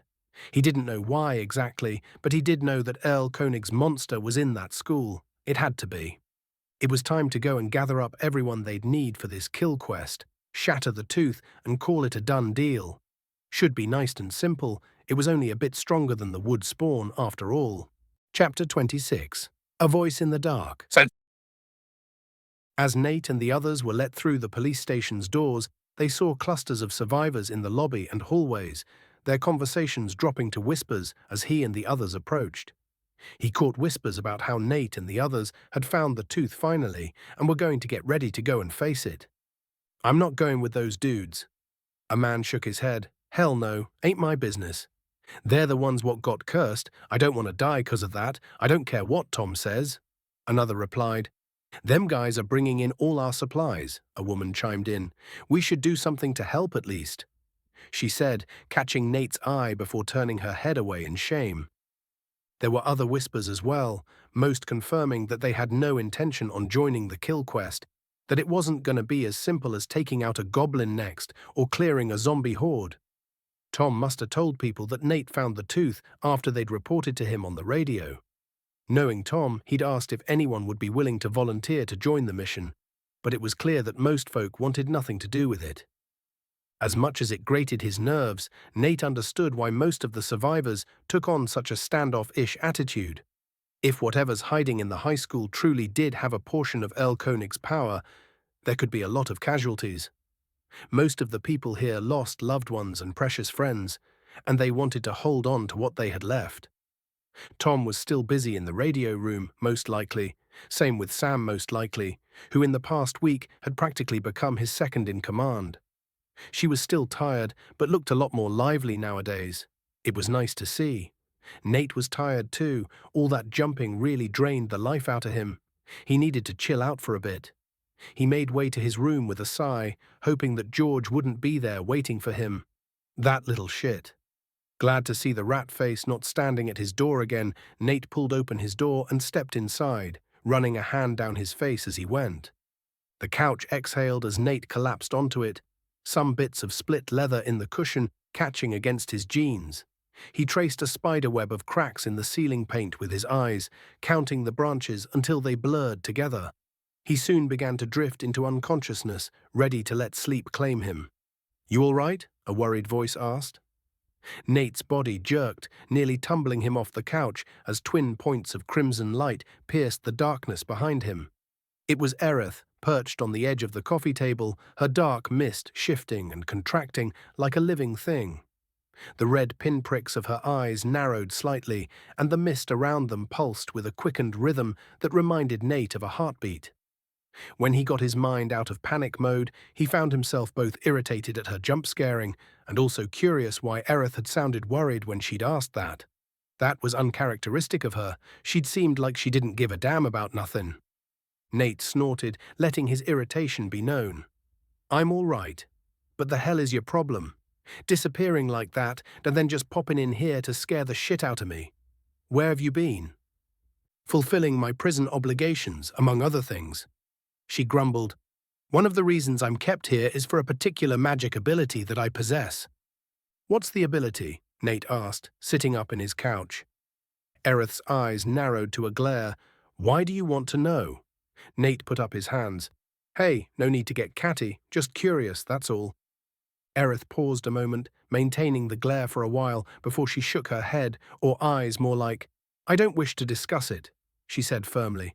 "All right." Nate nodded. Aerith paused, staring at him with wide eyes. "That's it?" "The hell do you mean that's it?" Nate asked, glaring. "You said you didn't want to talk about it. It's a done deal. We ain't talking about it." He wasn't going to beg Aerith to know what her special little trick was. It would be degrading. He wasn't that desperate to know. He was curious, sure, but not to the point of trying to pry it out of her. If she ever wanted to tell him, then she would another time. "I see." She said, "I appreciate that." So, are you ready to go and face the tooth? It should be an easy battle for you. Wood spawns are weak, so if this creature is only a bit stronger, then you should have little trouble. You think a wood spawn's weak? Nate asked. If I wasn't locked in the spire and I was at the height of my former power, even Earl Koenig would be a walk in the park for someone like me. Aerith said proudly. Huh, neat. How were you trapped then? Nate asked her. He could feel her gaze shift away as she hovered there, silent. She trailed off, averting her eyes. She paused, letting out a frustrated sigh before shaking her head. Whatever this was, it was a touchier subject than her ability earlier. More willing to talk about it too, apparently, but it wasn't something she was comfortable with sharing, that much was clear. You don't gotta tell me, Aerith, he told her with a smile. You don't want to know, she asked. I mean, I'm curious, but I ain't gonna try and rip it out of you. Nate admitted. Don't want to scare you off. You're one of the only ladies that wants to be around me. He laughed jokingly. He rubbed his patchy chin, the result of ignoring his shaving routine for 4 days straight, and showed her an exaggerated grin. I won't be turning heads with this mug, so I get it. You don't look that bad. Just put a mask on, she joked, making the skull on his belt clack from laughter. Its clacking died down when Nate gave it a quick, dirty look. Traitor. Yeah. Nate waved his hand. Anyway, don't get too comfortable in that prison of yours. Me and the boys are coming to bust you out next after the tooth business is done with. It isn't safe, Aerith told him. You should probably reconsider anyhow. I'm not worth rescuing. Just fulfill the side quest, then go. Breaching shouldn't be too hard, though I won't be able to guide you through. If anyone were to see that I was projecting like this, then... The hell are you talking about? Nate asked. Huh? Aerith blinked. We're going to be in the neighborhood anyway, Nate pointed at her. No reason not to bust you out while we're there. Aerith paused again but shook her head. It isn't likely that you can, Nate. Nate shrugged. I'm going to try anyway. Even if it's just me, I won't leave you in there. And let's suppose you really can reach where I'm held and free me, what would you want in return? She asked sharply, suddenly backing away from him.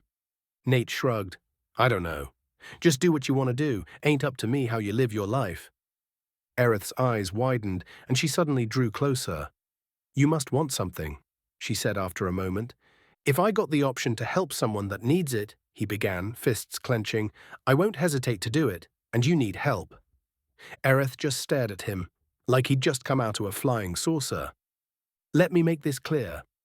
Nate said firmly, I ain't wanting no favors from you. I don't expect a reward for getting you out of there. After you're free, go do what you want to do, understand? In fact, that's what I want you to do. I want you to do what you want. We clear? He couldn't see her damn face or anything, of course, but there was a subtle tilt to her head, as if taken aback. Well, don't go killing me after I free ya, or eating any babies, shit like that. Guess that's the caveat. She then laughed loudly. Nathan Greaves, you had better stay alive.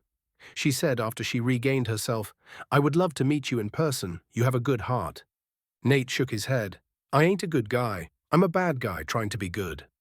All good men are, she countered before trailing off into silence.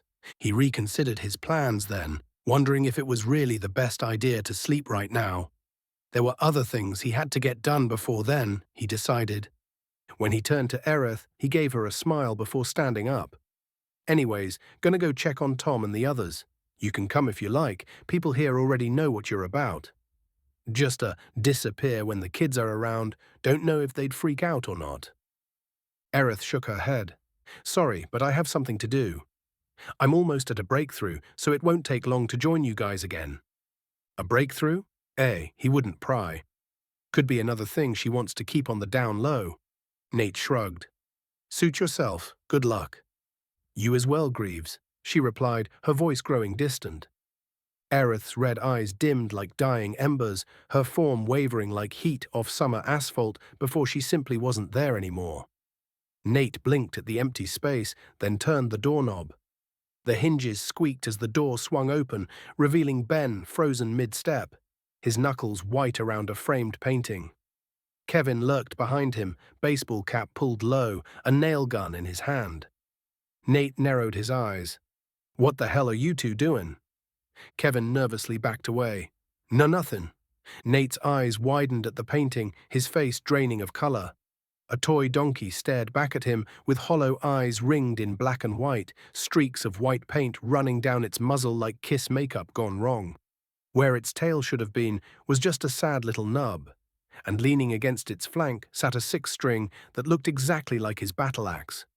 His skull belt, sat beside the donkey, its face simplified and smooth. Most egregious of all, some of Baby Cake's lyrics were spinning above its head. Ben gulped, but instead of backing off or making excuses, he showed a determined grin and said, "I call it the sad metalhead. What do you think?" "You're really pushing your luck with this one. You know that, right?" Nate warned him, and Ben responded with a shrug. "If we fail and get killed by that thing, might as well leave behind a legacy. I already made a few, and not even Dan complained. I painted him as a gorilla throwing barrels at Clyde." Nate was surprised. "You made oil paintings for everyone?" Ben took a deep breath, clearly irritated by Nate's statement. "Of course fucking not. A. I don't usually paint. I do sketches, but I have some experience with watercolors, so decided why the fuck not. B. Working with oil is expensive. And C. It'd be impossible to make a painting for everyone, especially when we're on a tight leash." "Loot an art store then." Nate told him, "Ain't gotta have money nowadays for that." Ben shrugged. "Where do you think I got the paint and paper from?" "My ass? Oil takes much longer to dry and prepping the colors is a drag, man. Besides, I'm used to water. They were much easier to sneak out as a kid. My mum would have hanged me from my balls if she found out that her precious little social project neglected his studies to do some arts and crafts," he said, some heat entering his tone. Ben's mom sounded crazy strict with him when he was a kid. Him becoming a construction worker could have been a way to flip her off in a way, Nate guessed. She had to have drained all the positivity out of Ben. Ain't no way they kept contact nowadays. Some of Ben's assish behavior had to stem from that. "That must have sucked. Sorry to hear that," Nate said. "It's fine. The past is in the past. Want to sign your self-portrait?" Ben said with a grin, jabbing a pen at Nate's chest. "Or he's just an ass by design." Ah, well, Nate wasn't any better. He was a giant asshole himself. "Motherfucker," Nate grumbled under his breath as he grabbed the pen. Ben removed the protective glass from the frame, and Nate grabbed the painting, surprised the paper was soft. Was this cotton? Nate shook his head and proceeded to sign the painting from the one and only Nathan, J. Greaves. "And fuck you, Ben." He then handed it back to Ben with a grin. Ben chuckled before writing, "Fuck you too, buddy," in cursive. "You were gonna nail that shit to my door, weren't you?" he asked, turning to Kevin. "Yup, or at least beside it." He answered honestly, "Thought it would be pretty funny." Yeah, haha," he said. "Don't nail it to my door, for the love of God." He told them before moving down the hallway, heading to Tom's office. On the way, he found a crowd gathered around Clyde and Dan. The two were arm wrestling in the middle of the station, with the surrounding crowd having a good time. Some of them were chowing down on jerky strips and bacon sandwiches. It was nice seeing people enjoy the fruits of their labor. Much better than sous vide granola bars. Nate shuddered in disgust. While it was meant as a joke, some moron had tried to see if they could make it work. Jamie was standing on Joel's shoulder cheering Clyde, with Clarissa and Jess gossiping about something that wasn't Nate's business. Just as he turned the corner toward Tom's office, high-pitched squeals and giggles erupted from behind a nearby door. Nate's hand moved to the knob before his brain caught up, opening it to see what the commotion was. The door creaked open an inch, then 3, and what he saw within made his jaw drop. There stood Barney, face red from embarrassment, wearing some purple dinosaur costume a few sizes too small for his frame. He was on all fours as a bunch of kids piled on his back, urging him to gallop like a horse. The man looked exhausted and humiliated. There was a pleading in Barney's eyes as he looked up at Nate. But he shook his head. He wasn't playing no damn dinosaur games. His urge to help people that needed it did not extend to stuff like this. "Giddy up, Barney, giddy up," one of the kids yelled while jumping on his back. Another one was pulling on the costume's head, trying to drag him along, while 2 other kids were hitting him with styrofoam bats. The other kids were pointing and laughing at the poor sod, clearly enjoying Barney's torment. The two stared at each other for another 2 seconds before Nate, much to Barney's shock and betrayal, decided to slowly close the room's door. Nate wouldn't let the other guys know about Barney's suffering. The insults that would follow be too much for any construction worker to handle. He didn't see a grown man abused by a gaggle of gremlins. No, sir. Nate took a deep breath and made his way to Tom's office, pushing the door open and stepping inside. Sam's desk sat empty. Perhaps she was taking some time to rest or something else. Nate wasn't sure. Across the room, Tom was hunched over his keyboard, the click-clack of ancient keys on that computer of his punching through the silence. His right hand darted between the yellowed plastic of his Amiga keyboard and the mouse. A rat's nest of cables snaked from the boxy computer to a flat-screen TV, connected through a janky metal adapter with exposed circuit board that glowed with a single red LED. Nate was curious and stared at Tom's display. Looks more modern than I imagined. It wasn't a surprise when Nate considered how much Tom kept preaching about how the Amiga was a technical marvel and ahead of its time. It was still outdated, but damn it if Tom didn't make the damn thing work anyway. Couldn't hurt that it was all souped up with magic now, just like Nate's guitar and belt. Nate's eyes widened when Tom opened an image file. The pixels resolved into a younger Tom, no grey in his beard, shoulders broader than they were now, cradling a bundle in each arm, tiny pink fists reaching up from matching yellow blankets. 3 more kids clustered around his knees, the tallest barely reaching his belt buckle. 2 had Tom's sandy hair, but the smallest, a girl with pigtails tied in uneven bows, had inherited her mother's raven black waves. The woman beside Tom had her hand on his shoulder, laugh lines crinkling around green eyes that seemed to look right through the screen. Tom's smile in the photo was different than any Nate had seen on him since the world went to hell. Tom clicked to the next image, 5 sunburned faces squinting against the glare of white sand, the youngest 2 with chocolate ice cream smeared across their cheeks, his wife's dark hair whipping sideways in the wind as she leaned into Tom's shoulder, all of them laughing at something as waves crashed against the beach behind them. After that, Nate looked away. He felt that he was intruding on a private moment, so he coughed to grab Tom's attention. Startled, Tom turned around with panic in his eyes. "Geez, Nate, you almost gave me a heart attack." Nate scratched the back of his head. "Sorry, man. Just wanted to talk with you about the whole tooth thing. You know you don't need to risk—" "Stop," Tom said with a frown. "There's no way I'd allow you and the others risk your lives by yourselves. We're in this together, son, and we'll see this through to the end." "Tom, it's dangerous, and before you say this whole world is dangerous, you haven't seen what Earl Koenig's capable of. Heck, he's probably lying and wants to send us to our deaths for shits and giggles. That school wasn't right, man. Them freak dogs didn't stick around after we got close to there. Maybe they can sense how strong things are and decided to leg it, I don't know," Nate said. "Well, he did say that this target of his is a bit stronger than that wood spawn y'all faced." Tom said, "Perhaps they simply fear Earl Koenig's power too. They are animals after all, even being mutated that way. Earl Koenig is a deep part of nature. At least I'm guessing so. The dogs could likely sense his power." Maybe." Tom stumbled. Again, just blundering in the dark here. "But listen, I'm the best healer in the station. I'm not trying to brag. But if this thing is that dangerous, I want to come along to make sure to heal any severe injuries you might sustain. I'll stay out of harm's way and let you boys do the fighting. I'll just be supporting you, all right?" "All right," Nate said after a moment. "I don't know. I don't want you dying on us, Tom. You're a godsend. You saved my ass a bazillion times now, and I got to repay the favor, but I don't want you being in danger to do that."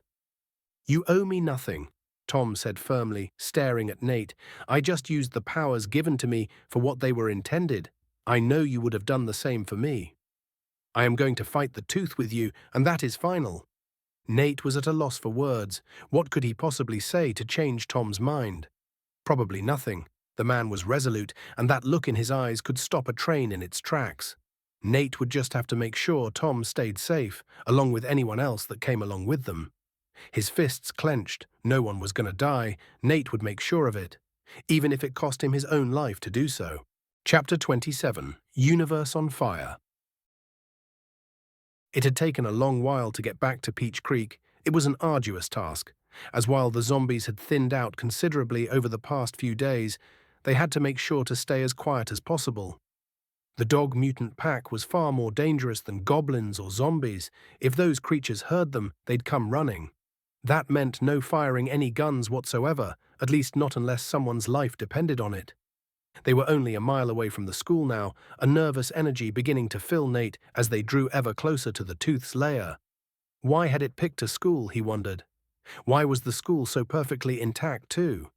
It just didn't make any sense. Nothing about this was right. He looked back, seeing Dan, Ben, Kevin, Tom, and even Jess, who'd decided to accompany them, informing them all that this was her quest too. She'd put on a decent, brave face, but the woman had jitters as she walked forth. There were a couple others with them as well, volunteers from the survivors at the station, a short man named Cole with blonde hair and a mean mug, a tall brown-haired woman named Lily, and a guy called Jacob, who despite his great weight had shockingly quiet footsteps. Cole was a fire, Lily a sorcerer like Ben, and Jacob was a rogue, and God bless them for deciding to come with them for this kill quest. Clyde had to stay behind, unfortunately. With Jess and Tom leaving along with Nate and Dan, there wasn't much choice. Clyde was second only to Tom when it came to healing, and he was an absolute bruiser. The station needed strong people there in order to defend it while the big dogs were away, and that was Clyde, with Joel as a close second. Nate would have liked to have the big guy here with them, but he understood Tom's reasoning. "We're getting closer now," Nate told them, "not much further than this. If you hear snarling, get ready to fight. Not sure where the dog freaks went." "They could be anywhere," Dan added. "We had to jump like crazy to get out last time, and ain't no way we're carrying all of you on our backs, so if they show up, get ready for a big fight." The newbies all seemed a tad bit nervous at hearing that, but they didn't voice their concerns. Well, all except Lily. I thought you killed them all," she muttered to herself, bright green eyes scanning the streets. Nate and Dan looked to one another with raised brows, before back to Lily. "No?" they both said in unison. "Nah, we ran off." Nate said, "That's what we said. Were you listening?" Lily stumbled. "Sorry, I was thinking about this quest too much. Please don't be mad," she pleaded. "Whoa, lady," Nate waved his hand. "We ain't gonna get mad at you for that." "Yeah, we get mad at each other, not the ladies." Dan nodded. "This guy's the biggest dumbass in the world, and he thinks the same of me, but we don't freak out on the ladies." "You are the biggest dumbass in the world," Nate said with a smile. "Ugliest dude in Idaho on top of that." "Beats being the ugliest dude in the nation, like you," Dan countered with a sharp glare. "All right, buddy, listen here," Nate pointed. "The fact that you got shit breath puts me above you on the yardstick of attractiveness, and those whack-ass tattoos knock you down another peg." "All right, little buddy, is that what we're doing now?" Dan asked. "Sure is, pal," Nate confirmed. "I like his tattoos," Lily added meekly. Dan grinned, thrusting his hands in the air in silent victory before flipping Nate the bird. The ladies love tats, man.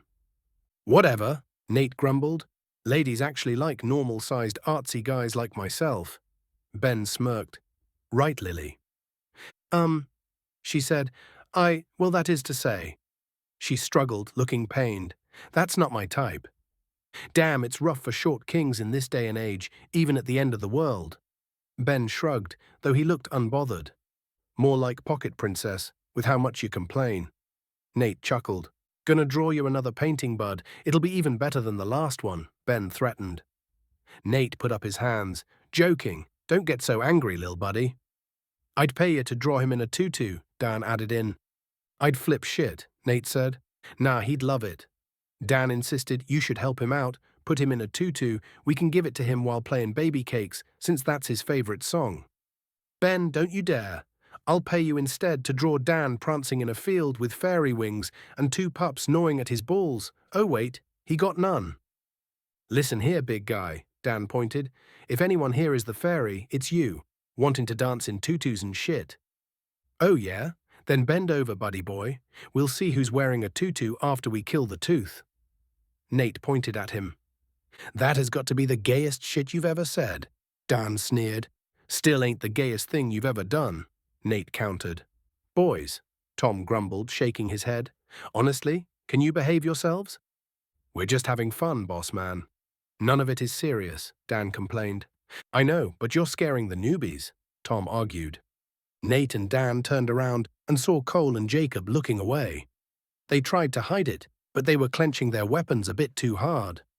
We're just being silly little guys, Dan tried to assure them, just joking around, honest. LMAO, how would that look? Talking about dang old talking shit, man, Cole mumbled, followed by a string of sentences that Nate couldn't understand before finishing off with, you know what I mean, man. Meanwhile, Jacob kept his mouth shut and just gave him a brief nod. Well, now that that's out of your systems, Tom sighed. Do you boys see any signs of those dog mutants? Any tracks or anything of the like around here? Not so far, but who knows where they're hiding? Dan said, biting his cheek as he thought, the mutts could be screwing in the sewers for all we know. Nate creased his nose in disgust as he passed a manhole. We gotta get some of them Florida gators in our sewers to take care of that shit. That's New York, dumbass, Ben pointed out. Shut up, man, potato potato, Nate replied flatly. That's not the saying, Dan added. That's not the saying, Nate mocked, pitching his voice higher in response. Okay, buddy. Dan frowned. Hey man, talking about them dang old gators, man. I ain't liking them dang old gators, man. Talking about chewing on my legs and that. Cole added, glancing nervously at the manhole covers. Like a child, Jacob tugged at Tom's shirt. Are we there yet? Tom turned to Ben. How far are we? Ain't much further. Ben spoke quickly. Just a few more blocks, really, then we'll be there. Hey, why not ask us? Dan asked while pointing him and Nate. Ben rolled his eyes. He wants to know where the school is, not get lost on the way there. I have a great sense of direction. Directing fuck. Dan grumbled. I cannot talk today. Yeah, sure you do. I'm surprised you know your left foot from the right one without using doodle maps. Ben told him. Dan narrowed his eyes. The fuck you mean? I mean you don't know where you're going, dumbass. God knows how many times you were lost when we hung out after work just because your phone died. Ben shook his head. Dan shrugged. Hey, Idaho's big. The place was just 2 blocks away from where you live. The bickering continued for the rest of the walk, helping distract Nate from the anxiety he felt. It ceased when the unnaturally pristine school came into view. Like last time, the chain-link fence around the property was clean, looking brand new, as was the red brickwork. The grassy field before the school was perfectly cut, the blades all looking bright and healthy. Peach Creek? Peach Creek? Nobody told me the school was this fucking place, Kevin whispered harshly, shaking his head. Huh? Nate asked. This was my school. Kevin said, but this is wrong, it ain't supposed to be here. He gestured, looking suddenly terrified. It's supposed to be on the other side of town. Nate scratched his head. I thought it was some new school. Why does it look new? Peach Creek I knew was half falling apart, man. This ain't right. Kevin shook his head, taking a step backward. We shouldn't go in there. We don't really got a choice, man, Nate told him, or at least a lot of us don't got the choice, me and Dan, Jess too. Everyone with us on that forest trip, we're fucked if we don't kill what's in there. I used to study here too. Kevin's right, Lily told the rest. It's all wrong. This place was closed down 2 years ago. Talm bout how dang ol' memory ain't workin', man. Cole shook his head, clicking his tongue. Y'all dang ol' don't talk about knowing where things is, man. It's where a freak like Earl Koenig lives. Maybe he used some fancy magic to rebuild it, Dan suggested, much to Ben's annoyance. Ben took a deep breath. Let me get this straight. So you think some weird foreign entity with reality-altering powers decided to renovate a public school, an American public school, not one of those ye old European ones, just because he finds them pretty? What do you think got his attention? The gourmet cafeteria food? Those mystery nuggies sure look fancy. Dan shrugged. This thing ain't a person, bro. I ain't gonna say I understand. Ben paused. I guess that's fair. Either way, that's where it is. He said, glaring at Peach Creek. Let's go kick its ass. So are we going in or what? Kevin asked the others. He pulled out his trusty shotgun and loaded the bullets. Nate had his grievances at first, but Kevin proved himself to be a fast learner. Tom nodded firmly. That is what we came here to do. Don't worry, I'll be ready to heal you all if need be, he said, patting his Amiga. "Now, are you all ready?" Nate let out a sigh, staring at the school with nervous apprehension. This needed to be done, but every inch of him screamed not to go in there, to take his chances with Erkönig instead. But that just wasn't safe, not for him, nor anyone else bound by that curse. He couldn't shake the feeling that something bad was going to happen in there. Peach Creek had an evil aura about it, something oppressive despite how clean and pristine it looked. Seeing no complaints, Tom gave them a reassuring smile and led the charge. "Let's take down a menace." "Wait, Tom," Nate began. "Let me play something real quick. Take the edge off." He continued, unslinging his guitar. He then began playing a soothing song, a sense of ease coming over him as he played, gently strumming on his guitar. He saw shoulders slacken, sighs of relief come over the group as he continued to play. The anxiety and fear he'd felt retreated beneath the strums of his guitar, but then, after the calm took hold, Nate adjusted the tempo, becoming more aggressive with his playing to use enhancing melody. He aggressively strummed his guitar, feeling the fire in his veins. Every note he played made him feel like he can set the universe on fire, that doing so was his destiny. Every string made him feel the holy raging power with no end in sight. The longer Nate played, the more aggressive the surge of power became. He felt like he could rise to the stars on a dragon with metal wings and claws. He felt that he could tear down nebulas with an atomic flame that'd tremble the stars. The raging power floated in him and around him, and with one final riff, he was ready for an epic fight. "Fuck yeah," Nate nodded to himself, satisfied with the powerful riff. Curious to see how his statistics changed, Nate pulled up his status screen, maintaining the riff as he did so, focusing on pouring the power into the other members of their party. Status: Name: Nathan J. Greaves. Class: Barbarian/Bard. Level 4, 2+2. Strength: 18+2+5. Constitution: 19+1+5. Agility: 11+2. Dexterity: 16+3. Intelligence: 9+2+2. Wisdom: 10+2. Charisma: Chetrapadsmit. Luck: 3. Skills: Guitar play: 8. Bucketmeister: 3. Fisticuffs: 5. Axe: 6. Mace: 3. Abilities: Enhancing Melody: 1. Drowsy Gents: 1. Soothing Songs: 2. Aggravating Tunes: 2. Rage: 3. Battle Cry: 1. Leap: 1. Blood Lightning: 2. Resistances: Poison: 1. He grinned. That world record he had done earlier in the week could be broken now with Enhancing Melody. He moved on to enhance the rest of his companions, feeling intensely exhausted by time he was done, but also completely satisfied. He'd riffed on his guitar like he hadn't done in years. Whatever the tooth was, surely it wouldn't stand a chance against them now. Chapter 28. Paranormal Janitor. It was the first time Nate had set foot on a school campus in years, and if he were being honest, he'd always pictured it more on fire, less looking like something out of a government recruitment video. Instead, Peach Creek High sat dead center in the ruined town, windows gleaming like new, not a crack in the glass or a speck on the brick. Again, the lawn was a too-perfect green under this churning, colorful sky.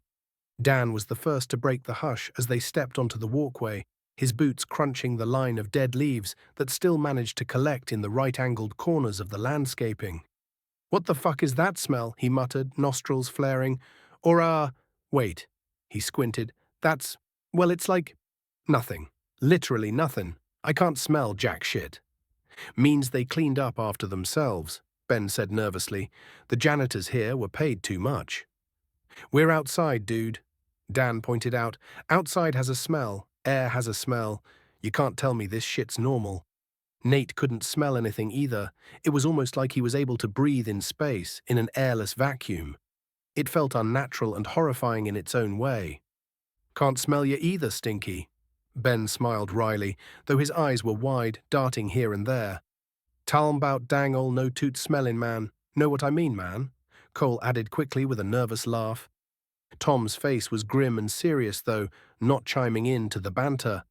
He stopped just before the main entrance, a bank of glass doors, each one reflecting back the warped sky and their group. Tom's hands gripped his Amiga, his arms tense as he scanned the upper windows. Lily hung back a few paces, one hand white-knuckled around a hammer. Sure, she was a sorcerer, but that didn't mean she should be running around unarmed. Nate squared his shoulders and let the others settle into their spots. He'd somehow become the tip of the spear, but that was fine by him. He was built for that shit now. "Ready?" Nate asked, skin beginning to tingle with nervous energy. "Hell yeah." Dan nodded. "Let's get her done, bro. I want to get back and get drunk after this." "Ain't no way you're drinking tonight." Ben scowled. "It's my turn. You're taking my watch, remember?" "Boys, we have no liquor." Tom sighed, shaking his head. "Honestly." "I'll become the liquor then," Dan said, determined. "I'll drink myself." Ben paused. "That's the most retarded thing you've ever said," he said finally. "Benjamin," Tom snapped. "What? Just talking shit." Ben shrugged. "Yeah, it's part of the game. You ain't heard us talk on the site too much, but this is normal." Dan nodded. "Sorry, boys," Tom sighed. I'm nervous. This isn't right."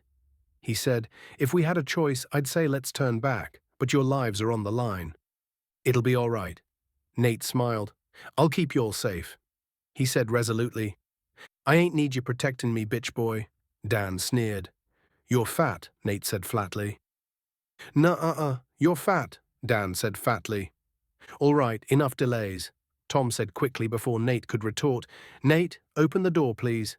Time is of the essence." Tom was right. They were just stalling now with all the shit talk. Shit talk didn't get the job done, and he wasn't sure how long enhancing melody would keep 'em all souped up. He pulled open the door, the silence within the school seeming to suck in every inkling of sound, leaving his heartbeat loud in his ears. The lobby was practically a time capsule, trophy cases uncracked, banners still hanging in the colors of the school sports teams, peach cobblers of all things, and that same weird non-smell Dan had picked up outside, except somehow even more intense. For a moment he felt like he couldn't breathe inside, cupping his hand over his nose to give it an atmosphere. There was air in here, but it was wrong.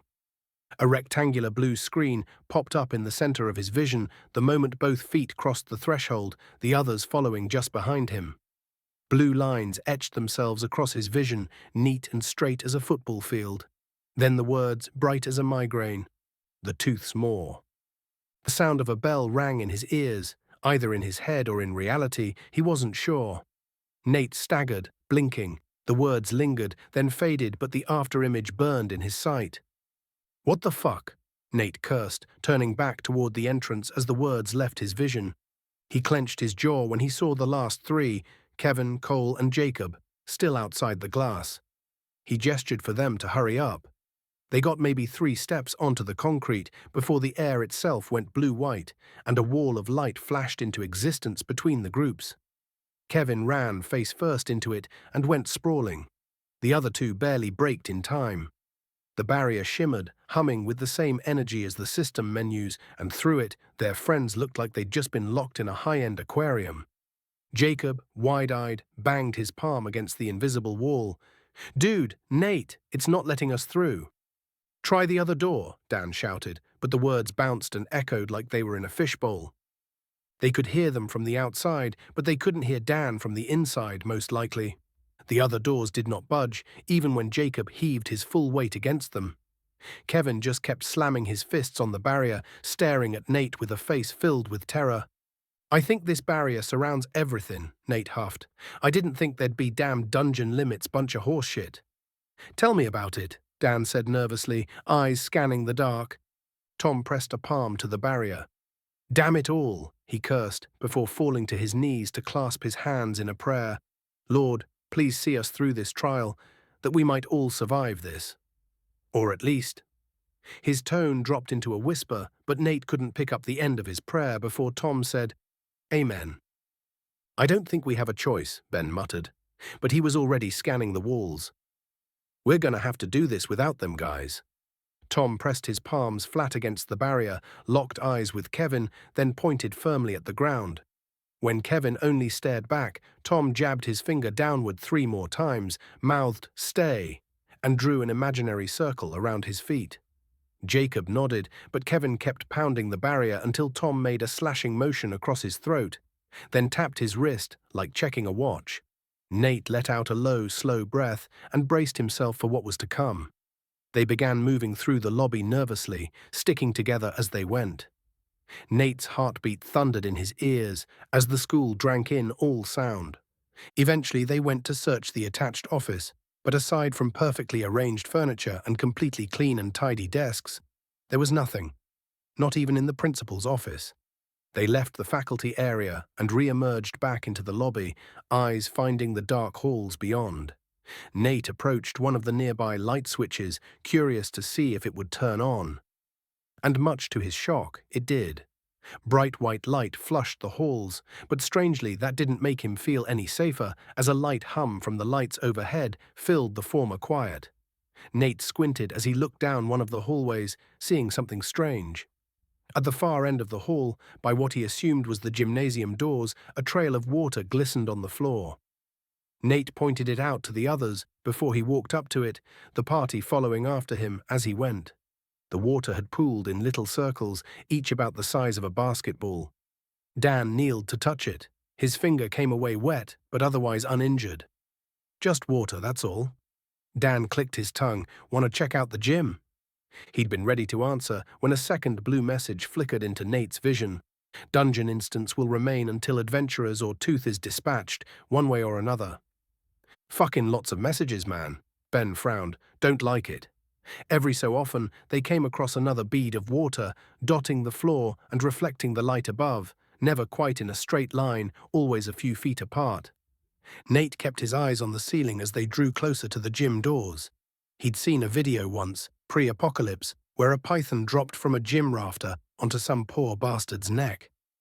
He half expected the Tooth to try the same trick, could even do it like that damn mutant had in that gas station. What the hell did the Tooth even look like, he wondered. Once they reached the gym doors, Tom ordered for them to stop. Tom signaled for them to stack up. "Dan and Nate, you're on point. Ben, cover left. Lily right behind me. We go in on 3. Dan flexed his arms, rolled his neck, and winked at Nate. "Let's make this quick." 1, 2, 3, Tom mouthed, and they went. They charged in with weapons bared and spells readied, but the gym was completely empty. The bleachers were pulled out, the basketball hoops retracted to the ceiling. The scoreboard glowed with a looping LED display, running the same 4-digit numbers over and over. They took the floor in formation, Dan ahead with his wrench, Ben behind and left, the rest spreading out to cover all angles. Nate's mouth was dry. He felt the prickle of adrenaline behind his ears, the way he used to before a show, except now the only thing he could hear was the hush of the vents and the quiet tick of Lily's boots on hardwood. It was Ben who spotted the next clue. "Hey, logo at center court. Was it always like that?" he asked Lily. Nate looked down.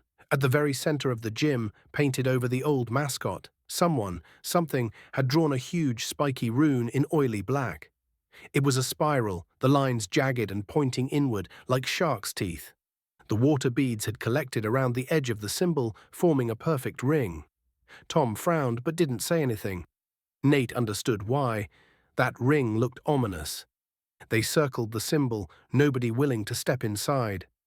For a minute, nothing happened. Then, slowly, the lights above the court began to dim, and the room grew colder as Nate noticed something moving behind the bleachers, along with a slick dragging sound, like a mop slithering over tile. Nate tensed, eyes snapping to the far wall. There, emerging from behind the shelved bleachers, a shadow peeled itself free and squelched out into the open. A janitor, or the warped memory of one, maybe. It wore a stained blue jumpsuit, 2 sizes too tight, wrists and ankles cinched with yellow rubber gloves and boots. Its head hung loose on the neck, a mess of black stubble and greasy hair perched on top. The face was wrong, stretched out in a cartoonish grin that quite literally nearly split the skull. Every inch of skin on the thing was bustling with tiny writhing teeth. Where eyebrows should have been, there were just rows of gums and more teeth, like the damn thing was built for biting at every angle.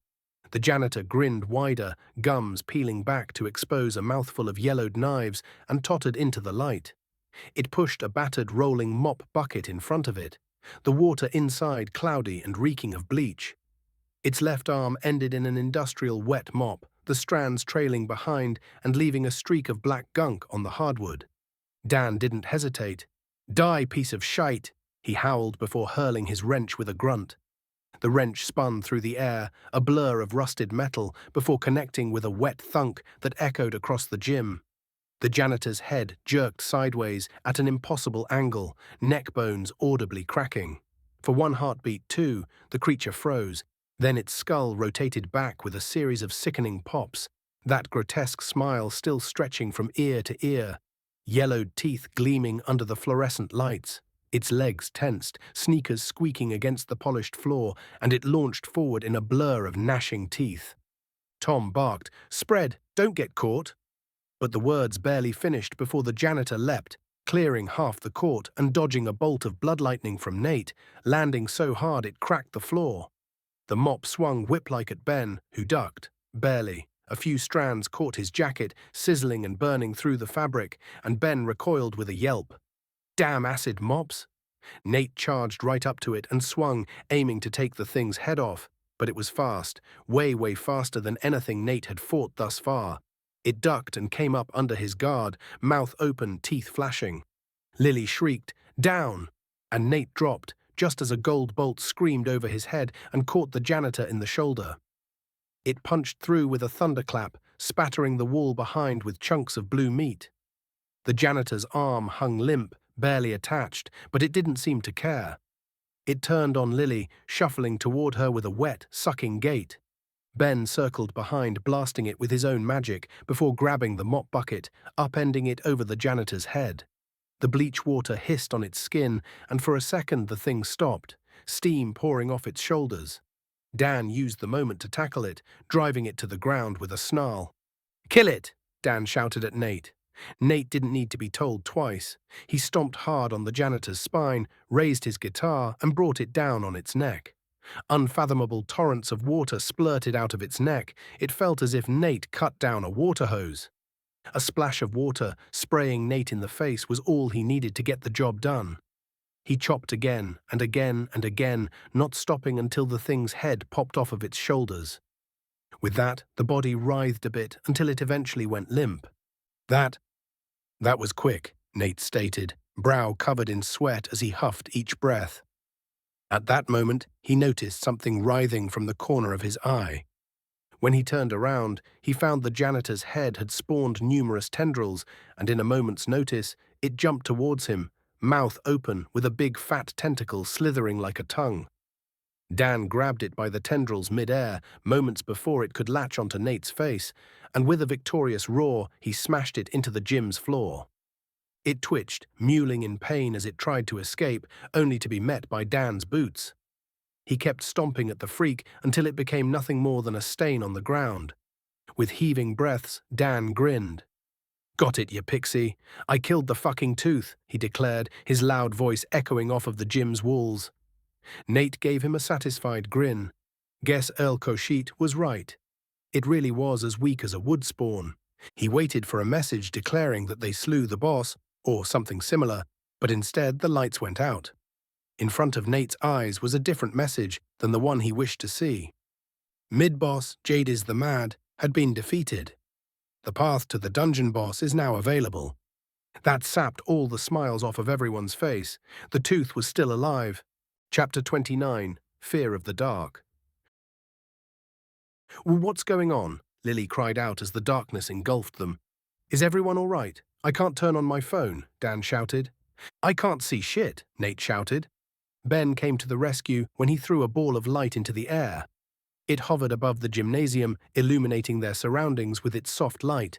First thing Nate saw was a stern frown on Ben's lips. "All right, who thought about it?" Ben grumbled. "Thought about what?" Dan asked while messing with his phone.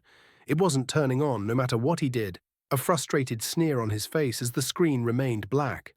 Nate turned to check his own. It wasn't working either. He tried to tap it, finagle with the buttons, and even force restart it by peeling out the battery and putting it back in. But nothing was working. "Who jinxed us and thought that Earl Koenig was right and the tooth was easy?" Ben said in a mocking tone.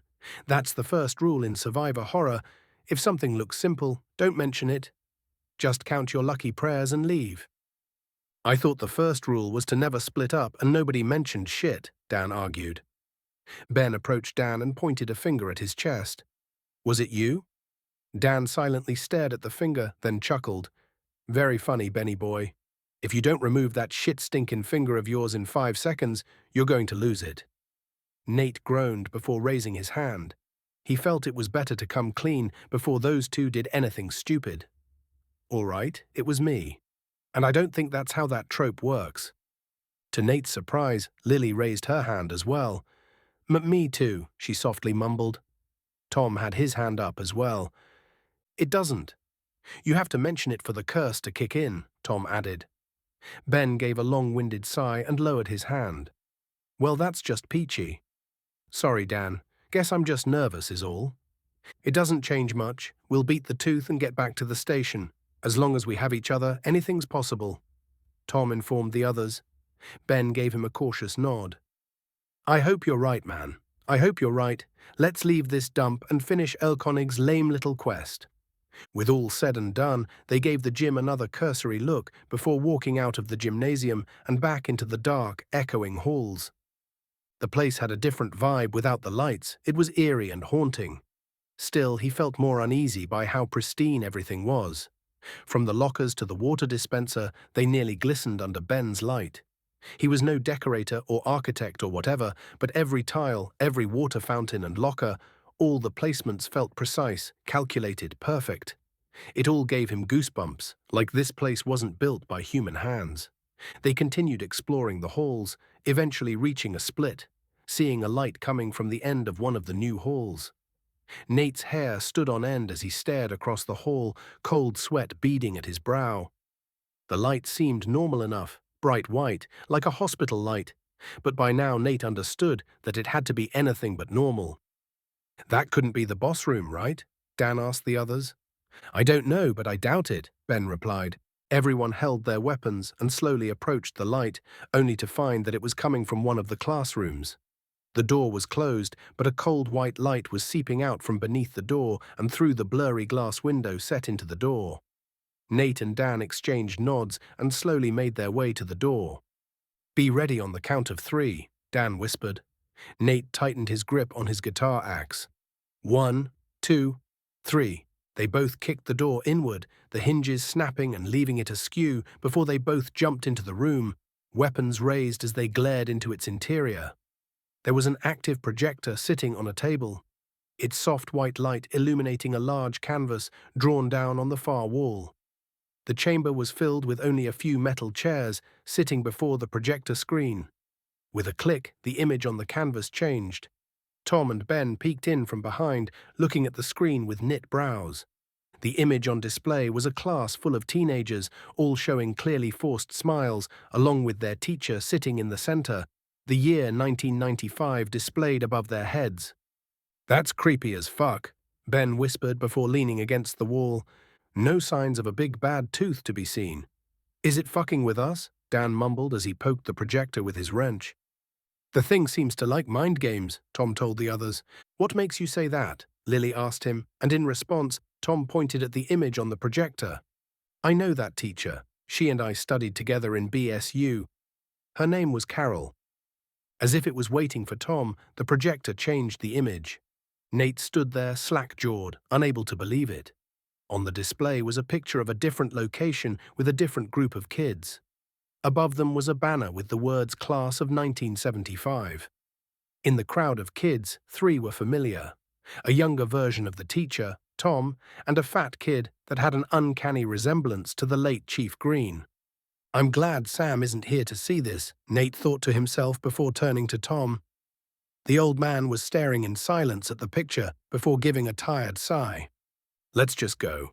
We'll take down the tooth and put an end to this, once and for all. We'll make him pay, all right. He'll pay some and more, Dan declared with a grin. I'm a crack this tooth baby. Nate himself didn't feel too sure. His confidence seemed to be waning the longer they stomped around this creepy shithole. He walked out of the room and looked around. When he noticed the hallway's light switch near a tacky trophy case, He stomped his way towards it and slapped the damn thing, hoping it would light the place up, the wall shuddering slightly at the contact. There, as he expected, no light came on in the hallway. Wait, did the wall jiggle? Nate stared hard at the switch, looking between it and his hand. Am I tweaking right now? He could have sworn that it jiggled, like slapping thick gelatin, but that just couldn't be. Could it? Is something wrong? Ben called out to him. Before giving any response, Nathan hesitantly slapped the wall above the switch again, and to his relief, it was hard concrete. He didn't sleep well last night, and all he had was a cup of instant coffee before they left the station, so he must be imagining things. He let out a sigh of relief before turning back to the others. Damn caffeine must be wearing off already. He wasn't very surprised if that was the case. It was just a cheap fix since he needed the boost, not some wonder drug that'd keep him fresh in the end times.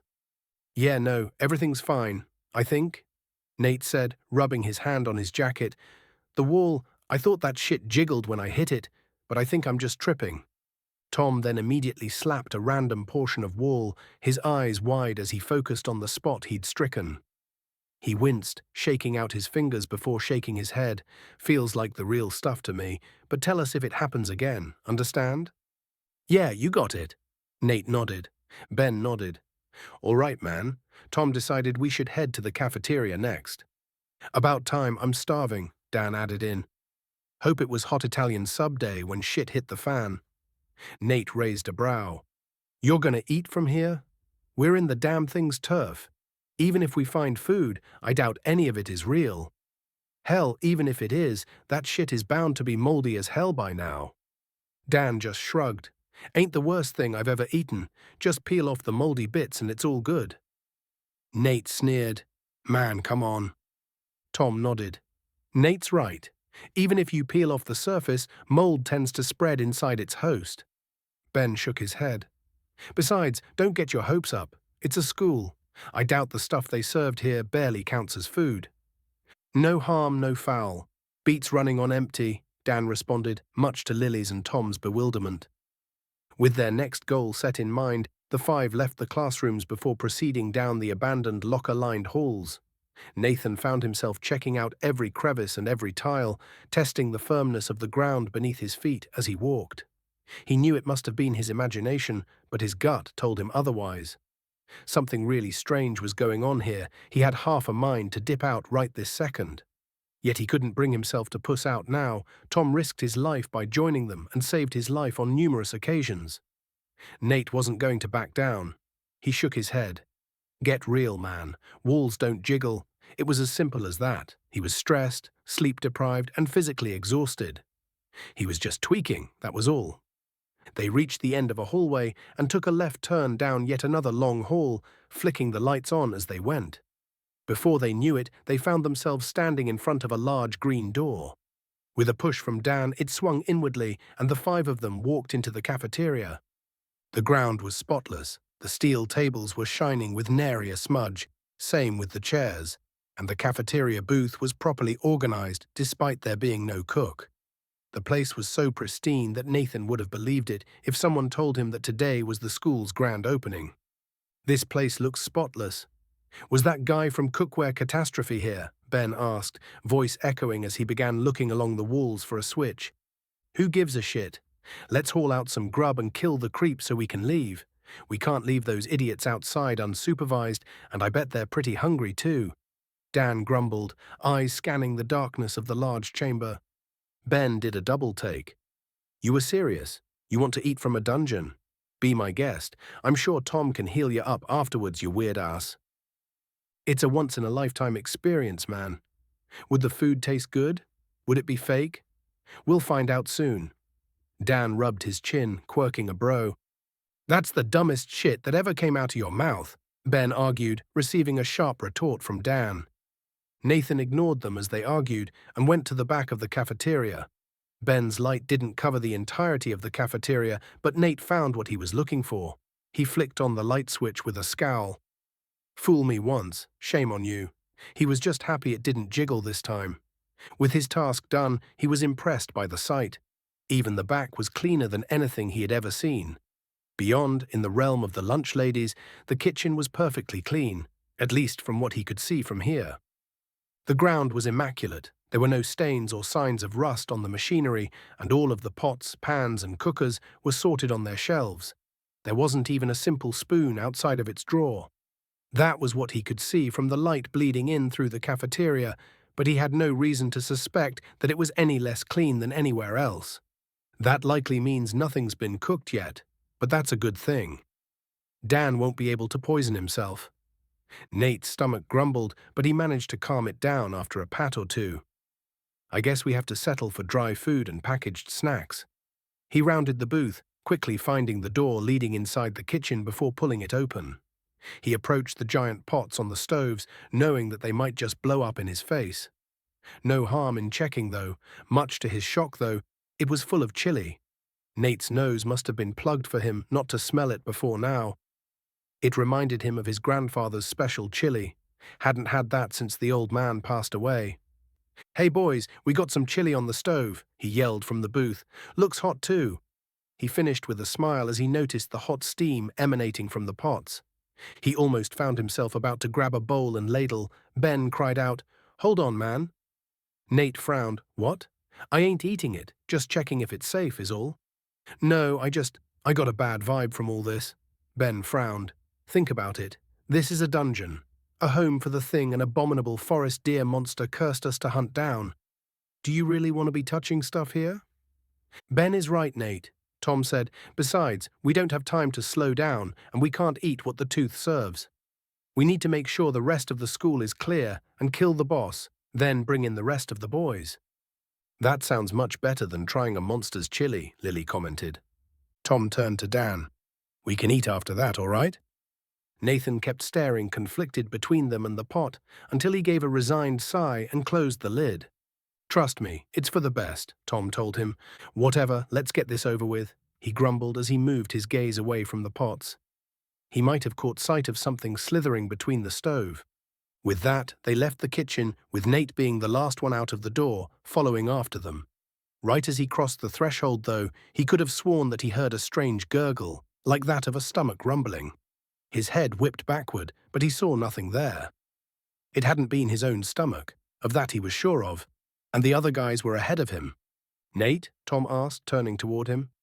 "I thought I heard someone's stomach rumbling," he answered. "You must be imagining things. We're pretty much alone here," Ben responded. "No, I swear I heard something," Nate said firmly. "It could just be a pipe working, who knows? But look, nobody's in there." Dan pointed. "You're tripping, man. I don't blame you, but keep it together." "Well, we should be paying attention." "What if he's right?" Tom advised the others. "Damn, I heard paranoia's contagious, but this is too fast if you ask me," Dan joked. "I think being a little paranoid might be healthy, considering the circumstances," Ben said, biting his cheek as he stared into the cafeteria. "We got goblins and dog mutants running around after all. Who knows what else is out there?" Dan rubbed his chin and eventually gave a nod. "Fair point. I still think you're all too on edge, but better to be walking on eggshells than getting caught on our asses." "Exactly." Ben nodded. For all we know, the tooth messed with that chili. Why else would he have human food in his dungeon? Or hell, maybe if we did eat it, then the kitchen would turn to some big bad monster and eat us for failing a test. "Kitchen Beast," Nate frowned. "Could be a good band name, but I don't think that's what's going on, man." Dan looked at Ben as if he grew another head. "Okay, Kitchen Monsters is taking it too far." "Nothing is too far here," Ben countered, pointing at Dan sharply. "All I'm saying is I ain't putting nothing off the table." Dan snorted.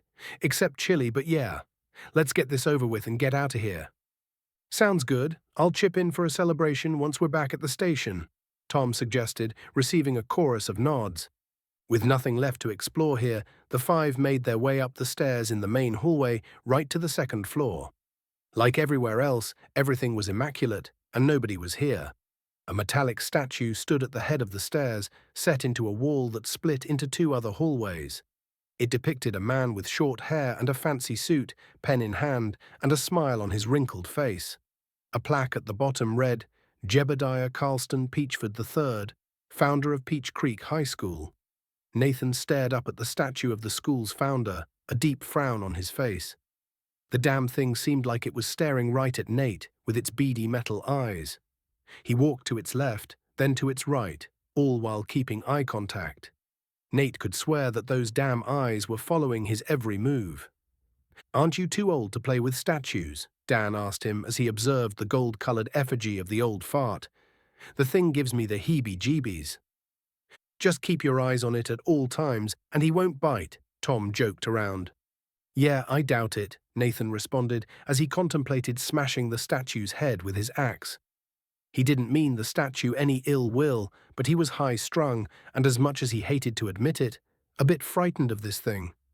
Statues weren't supposed to have eyes like that. There was something malicious about it, something that made him not want to turn his back on it. "Smart boy," he heard someone whisper in his ears. He turned around in a panic, and he could have sworn that he saw something, crawling on all fours as it zipped down the far left hallway. "Nope," Nate yelled, shaking his head as he brought his axe to bear. "Yeah, fuck this." Ben shook his head, readying his hammer. "Fuck no, man. It could be anywhere. Keep your eyes open." Tom told them, "Let's retreat down the stairs and see if we can lure it to us instead." Yet when they turned around, they all gasped. The stairs were gone. It was right at that moment Ben yelped in pain, clutching his head, and his spell disappeared before darkness engulfed them. A spotlight then came from nowhere, aimed straight at the ceiling. When all four looked up, they found a colorful banner with the words, "Time to have some fun," written onto it. Cold terror froze Nate in place as he stared up at it, jaw agape. "Oh, fuck me," Nate cursed under his breath. Chapter 30. Torn from the Jaws of Death. Nate clutched the neck of his guitar with both hands, holding it at the ready as the darkness engulfed them. Ben's spell flicked off, leaving them in pitch darkness. A light emerged from Tom's phone as it spontaneously came back to life, then Ben's, followed by the rest, illuminating everyone present. Dan's knuckles whitened around the grip of his monkey wrench, the tool hovering at chest height like a baseball bat. A bead of sweat slipped down his temple, tracing the outline of the barbed wire tattoo. His eyes darted from shadow to shadow, pupils wide in the darkness. "I knew it!" Ben kicked the floor. "I knew something was up." Nate didn't hesitate. He twisted with a snarl, guitar axe whistling through the air where his axe should have bit into bronze. Instead, the blade carved only darkness, the momentum nearly toppling him forward into empty space. The space the statue had occupied was completely empty now, as if it had never existed. "Where the fuck did it go?" Dan yelled as he swung his phone's torchlight all around the room. Their phone lights slashed through the darkness like desperate searchlights, illuminating nothing but empty corners and their own terror-stricken faces. The statue had vanished, impossibly completely, as if it had been swallowed by the shadows themselves. Where the hell had it gone? He wasn't about to deal with this weeping angel shit. Tap, tap, tap. "Where is that sound coming from?" Tom asked, tilting his head to the side. Nate's head tilted slightly, catching the faint tap-tap-tap over the panicked breathing of his friends. His ears pinpointed the sound instantly, a skill honed from thousands of hours adjusting guitar strings to perfect pitch while his bandmates shouted over thrashing drums. The sound was coming from above. He turned his phone upward, seeing the missing statue. It stood on the ceiling as if gravity were reversed, its head craned to stare at the party, its metal lips curled in a tooth-filled grin. It was right above Lily, and Nathan felt the hairs on his neck stand when its metal mouth morphed into an even more sickening leer. Each bronze tooth gleamed in Nathan's flashlight, its once kindly eyes taking on a demonic cast. "Get out of the way!" Nate screamed at the top of his lungs. Nate and Dan exploded forward, shoes pounding the floor as they lunged for Lily, but the statue's bronze neck shot out like a striking cobra, extending from its body toward Lily, its jaw unhinging with a metallic screech as rows of gleaming teeth yawned open directly above Lily's face. Her lips silently uttered a mute, "Help." Crunch. The statue's maw clamped down on the top of Lily's skull, the teeth biting through flesh and bone with ease, before the thing's neck retracted up like a whip. It sounded like a high-pitched metallic screech, like a giant rusted nail had been dragged across sheet metal. Blood and brain matter dripped between its horrid teeth as Lily's half-headed corpse wobbled before falling to the ground, the remainder of the head hitting the floor with a wet plop. "Lily!" Nate screamed, "Oh my God!" The creature dropped from the ceiling without a sound, its bronze limbs flowing like liquid metal as it touched down with an almost alien grace. One finger tapped against its teeth, producing a soft metallic ping that echoed through the room as flecks of Lily's blood and tissue slid down its chin. Above its head was a rectangular box, which contained bright red letters reading, "Dungeon Boss, Mimic's Tooth." Bland, lonely, and sedentary. "It's not a taste a being of my stature would enjoy. Hope you all taste better," Mimic's Tooth commented as if it was a critic in a restaurant, each word scraped against Nate's eardrums like a fork dragged across a bronze plate. "Thought, considering your state of dress, I don't expect this to be gourmet." It chuckled, a sound like crunching cans. "You motherfucker." Nate gnashed his teeth. He didn't know Lily for long, and yet she risked her life to help him and the others, and now she had lost her life. Rage. With a roar, he charged towards the tooth, and he wasn't alone. "Nate, Dan, wait!" Tom yelled as the two closed in on the monster. Nate swung his guitar axe at the tooth, and it blocked the attack with its arm. To his surprise, there was only a small scratch after the axe made contact with the boss monster's metallic flesh, shock reverberating down his arms and sending a jolt of pain up his shoulders. On instinct, Nate ducked his head back, hearing as metal cut through the air. The tooth's bronze fingers had slashed a hair's breadth from his jugular, the metal digits furled like a claw. From behind the tooth, Dan came hurling down his wrench at its head. Its arm twisted in an unnatural angle and blocked the attack, the wrench clanging off the limb ineffectually as its statuesque head twisted to face Dan. With it distracted, Nate raised a single hand, fingers contorted into horns, veins bulging along his forearm. His jaw unhinged with a scream that tore his throat raw, flooding his mouth with wet copper. The skull belt buckle's eyes erupted with hellfire, twin crimson beams that scorched the air as blood-red lightning exploded from his fingertips, the crackling arcs slamming into the metal abomination with enough force to make the walls shudder. The tooth's jaw hinged open, a metallic creak that became a grinding, hollow laugh that echoed through the hallway. It staggered backward under Nate's lightning assault, bronze limbs twitching and sparking. Where the electricity struck, the polished rose-gold surface blackened and bubbled like molten caramel, the stench of hot metal filling Nate's nostrils. A crimson sphere of raw energy slammed into the tooth's face with a sound like a sledgehammer hitting a church bell, followed by 4 more in rapid succession. Each impact cratered the bronze flesh, warping the old gentleman's features into something more grotesque. Molten bronze dripped like sweat from the deepest indentations, hot metal dripping onto the tiled floor and fusing to it with wisps of smoke. Nate's throat felt flayed raw, tasting copper as his blood lightning sputtered out. The tooth's jaw hinged open, ready to mock them, when a jagged bolt of pure electric fury shot down its throat. The creature convulsed, its eye sockets flaring with trapped lightning as the crimson current leaked between its half-melted teeth. Lightning cracked around Ben's arm, and with a flick of his finger, it blasted the tooth in the face again. "Unlimited power, bitch!" Bronze vertebrae clicked and stretched like a telescope extending, each segment locking into place as the creature's head shot toward Ben, its jaw unhinging to reveal row after gleaming row of burning hot metallic teeth. "Like hell you will," Nate roared, swinging his guitar axe between those gnashing metal jaws. The teeth screeched against the enchanted steel, sending vibrations up his arms that felt like they'd shatter his bones. His knuckles went white around the neck of his weapon, his lifeline, as he lunged forward and seized the thing's pulsing bronze throat, fingers digging into metal that burned like molten lava against his skin.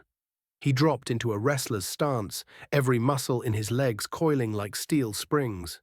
He was too pissed to care about the searing pain in his palm, but he wasn't going to let the bastard retract, no matter what. The tooth's neck writhed like a live wire between Nate's burning hands, bronze vertebrae grinding against his palm as the monster thrashed with inhuman strength. Blood vessels burst in Nate's eyes as he screamed through clenched teeth, his tendons straining to the breaking point. Can't hold it." Dan lunged forward with a primal roar, fingers digging into the scorching metal beside Nate's, his face contorted in a rictus of rage and agony as his skin sizzled against the living bronze. "You ready for a ride, motherfucker?" Dan shouted at it. "Nate, let's leap it." He shouted, indicating the main body. Nate nodded, his vision blurring red as the searing bronze vertebrae retracted like a scorching chain through his blistering palms, but neither he nor Dan released their holds despite the ripping agony through his hands. Nate quickly slung his guitar over his shoulder as they reached the body, the tooth's metal arms thrashing through the air violently, red lightning still crackling through its form. Dan's eyes met his, and their gazes locked. No words needed as they both ducked under those swinging arms, ignoring the pain of hot metal and electrifying flesh as they wrapped their arms around the tooth's body. They could get healed afterward, so to hell with it.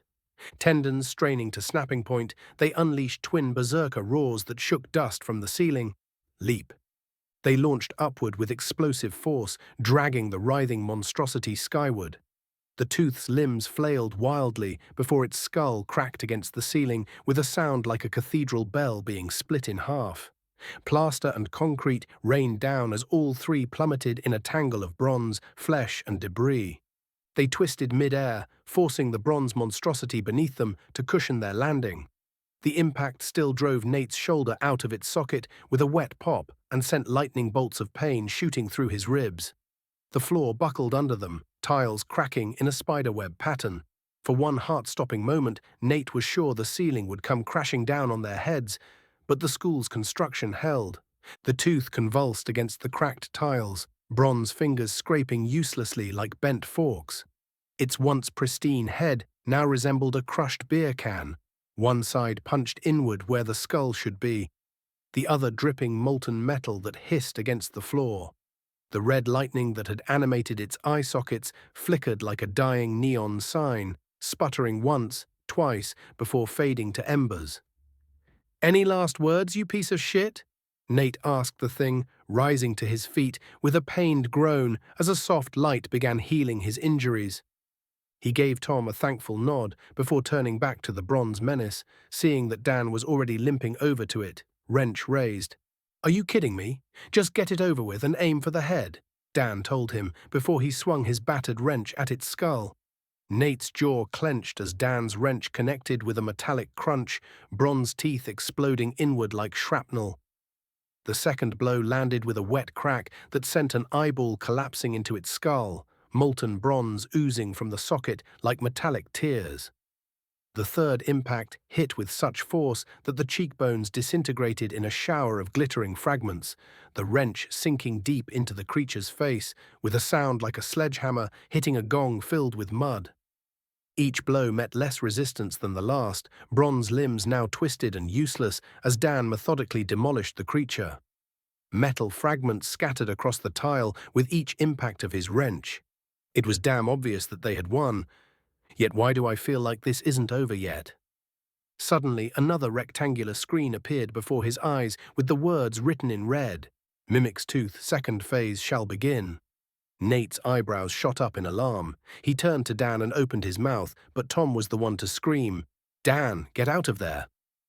That was when the mangled tooth laughed, a wet, gurgling sound bubbling up through the bronze wreckage of its face. Molten metal dribbled from what remained of its mouth as its shoulders shook with mirth, the red light in its one remaining eye socket pulsing brighter with each terrible chuckle. "Shut the fuck up," Dan yelled as he swung his wrench again. The tooth's torso split open with a wet metallic groan. 24 bronze ribs unfurled like switchblades, catching light as they extended.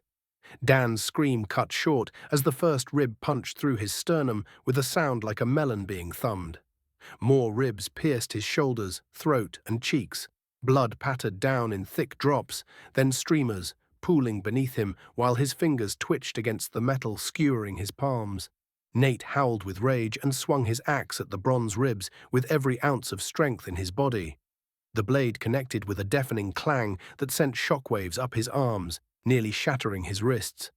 A heavy golden light from Tom's healing magic enveloped Dan's skewered form, but the guitar axe, the weapon that had cleaved through countless monsters, just bounced off the metal ribs with a pathetic scrape, leaving nothing but a hairline scratch that mocked his desperation. "Playtime is over," the tooth shrieked, its bronze jaw unhinging to reveal row upon row of needle-like teeth vibrating with ecstasy, molten metal dripping from its maw like hungry saliva. Nate turned to face the thing, and his knees nearly buckled. Where moments ago had been a crushed bronze skull, now gleamed an unblemished face, every dent hammered out, every crack sealed as if they'd never existed. The red light in its eye sockets burned twice as bright, casting crimson reflections across the blood-spattered floor. It stood tall, resembling a kindly old man if it weren't for the blood-curdling grin on its face. Worst of all, Nate couldn't explain it in a way other than its aura was different. Just like when they faced Erlkönig, defeat was inevitable. No, this thing was much worse than Erlkönig. Bronze fingers the size of tire irons slammed into Nate's chest. His ribs compressed with a sickening crunch before his body launched backward, the world blurring until metal lockers buckled around him with a thunderous clang that echoed down the hallway. Copper flooded his mouth as he slid to the floor, leaving a smear of crimson against the dented metal. Dan then slammed his foot into the ground, a stomp that echoed through the hall, blood dripping from the dozens of punctures in his body. His bloodshot eyes shook unsteadily in his skull as he forced his way through the blades, each one sliding through him painfully as he closed the distance between him and the tooth. He grabbed the tooth with blood-soaked hands, crimson leaking from both sides of his mouth. "Dan, stop!" Nate heard Tom shout as he struggled to his feet, drawing his axe with shaky hands. He couldn't let Dan die like that. He just had to get him off them blades. Then he could get healed by Tom. The foreman was already working his literal magic, healing both Nate and Dan at the same time.